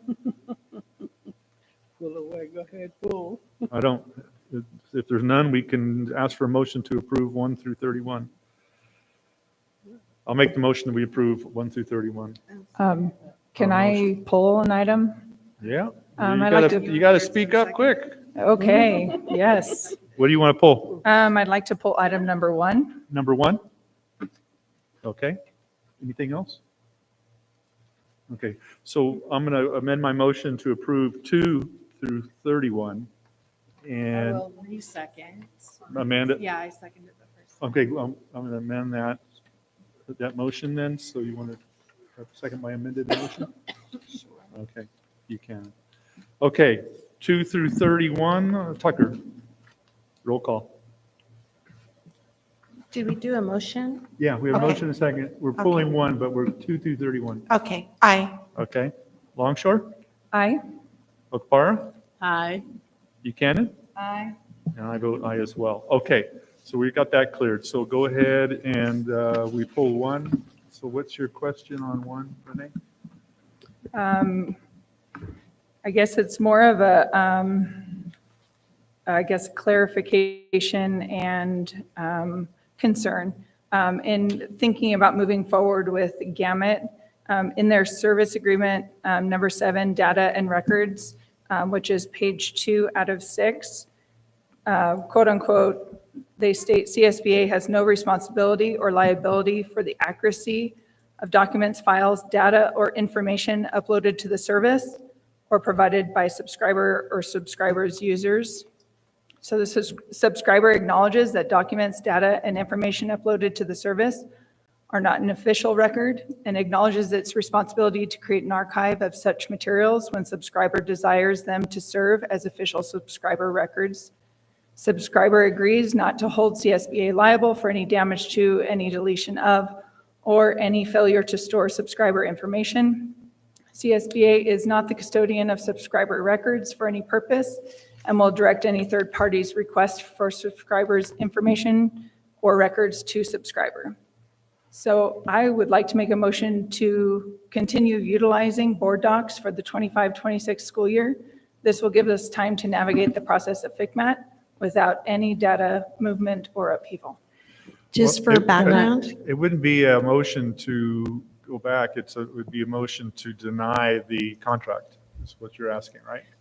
Then Because yes. It's not yeah. Then I do have a question to add to that. Can I Can we get an respond to answer the to the data first one? issue? Yes. That's- Let's. That's current with our diligent service as well. It's just that they So- won't be responsible for what we That's correct. say is true. That's correct. So it's the same process that we currently use with diligent. Same information and same expectations that we are held accountable for our own data. They do not take responsibility for that. We've had Jason Buchanan involved in the discussion because of IT and making sure that we're not crossing any lines and that this meets all the criteria. Okay, so next question. Ms. It's Okpara? not a question, I was just adding to it to ask, so that we don't waste time on joining Gamut. Can our IT people just collect that data and keep it in a suppository so that we can move on? No, it would be how we access our board docs. It's how we get our packet. Diligent is changing. Diligent will no longer look like it currently does with board docs, and the cost of it changed. And so in the process, in searching for, going back to what we've already done, which was originally done back in 2018 when we went to a digital platform, both of the companies were looked at. When Diligent took over board docs and some of the changes occurred, we had multiple districts that gave input and have already transitioned. And so Kylie has spent exhaustive hours online with groups, reviewing, having conversations, and making sure that it meets all the requirements. Okay. So we will That's all maintain. I just needed to know if there's a go around, but if there is none, we just go with what you've given us. Right, It we looks would have very even. similar to Yeah. what we have, see? This is it. Even as board docs currently exists, we would not have the same, like you would not be able to go back the same way you currently do. We would have to PDF it is what they're telling us and go through the motion. So, Okay. yeah, Kylie has something to say. Just so everyone understands, board docs is going away. It will be no longer. It is no longer a system. It is migrating. It will be called community. I also have worked with numerous districts that were in the same position as we are, that currently utilize board docs, that were weighing the options. And I can tell you that there are other districts in the high desert that are also going to be moving over to Gamut meetings, which is a California School Board Association platform, because of the same concerns that everyone is facing with the new platform. Okay. It's the same. Can we get training on this when it starts? Okay. As soon as we have it all migrated, that's why we're bringing it to this board meeting so that they can work the month of June, getting things migrated and ready so that by August, we're ready to get you guys online. All right, I'm going to make a motion. Can I ask another question? I'm sorry. Just to confirm, if we wanted to go back and look at something from last year that's in board docs, we would be able to do that? Would it be through our own program, going back through how would we access something from past years? So no matter what you do, so for example, if you stay with Diligent, which is now the owner of board docs, which is going to be called Community. That's the new name of that platform. They will give you a data file of whatever your historical record is and whatever you maintained in there. It is a PDF large file document. And the only reason I know that is because one of our local neighboring districts that was unaware, they recently just found out that that's what they would have, is one large PDF. They started their migration earlier than anybody else had to look at it because it is based off of your date of renewal. And luckily, we are a renewal that is within summer and is giving us a little bit more flexibility where it didn't impact board meetings. So I still don't understand. How would we access something regardless of which program we go to? How would I access something from last year or 2 years ago if I chose to do it? We would have to search through one PDF file that board docs is going to give us. So regardless of what we do, we're going to be searching through PDF file. Yes, and our hope and what they have told us is that PDF file can be housed wherever. So if we decide to take that file, I know we have links to past board meetings and things of that nature. We can have, the link there. We can also take that link and we can add links into our CSBA Gamut meetings platform under their documents tab from 2018 when we started with them. I believe it was September 8th of 2018. I could be a little off, but I know it was September of 2018 for our first meeting where we were actually digital. So we will have that historic data. That data pool has been requested from Board Docs either way. Just because when Board Docs goes away, I wanted to make sure we had it whether we were with them or not. So I have submitted for that. Jason has been involved and actually will be the one that gets the data from them directly. Okay, thank you very much. All right, I'm going to make a motion that we approve the agreement of Gamut as written on the consent agenda, item 1. Do we have a second? I'll second. Okay, I'm going to do a roll call vote. We have a first and a second. Tucker? Aye. Longshore? Nay. Okpara? Aye. Buchanan? Aye. I vote aye as well. So the vote was 4-1 to approve with Longshore voting no. All right, thank you, everyone. Okay. That brings us to closing items. So we don't have anything to go back in closed session. Future items, any board members have any future agenda items they want to bring forward tonight? Yes, I do. Okay, Maria? I already mentioned it. I would like to know how many of our special education teachers have current licensing or current certification for CPI. Okay. You guys get that? Okay. Anybody else? Okay. That brings us to adjournment. So we have a motion to adjourn. I do. Second? I'll second it. I thought Tucker? you were seconding. Aye. Longshore? Aye. Okpara? Aye. Buchanan? Aye. I vote aye as well. All right, the time is 10:09 p.m. Thank you.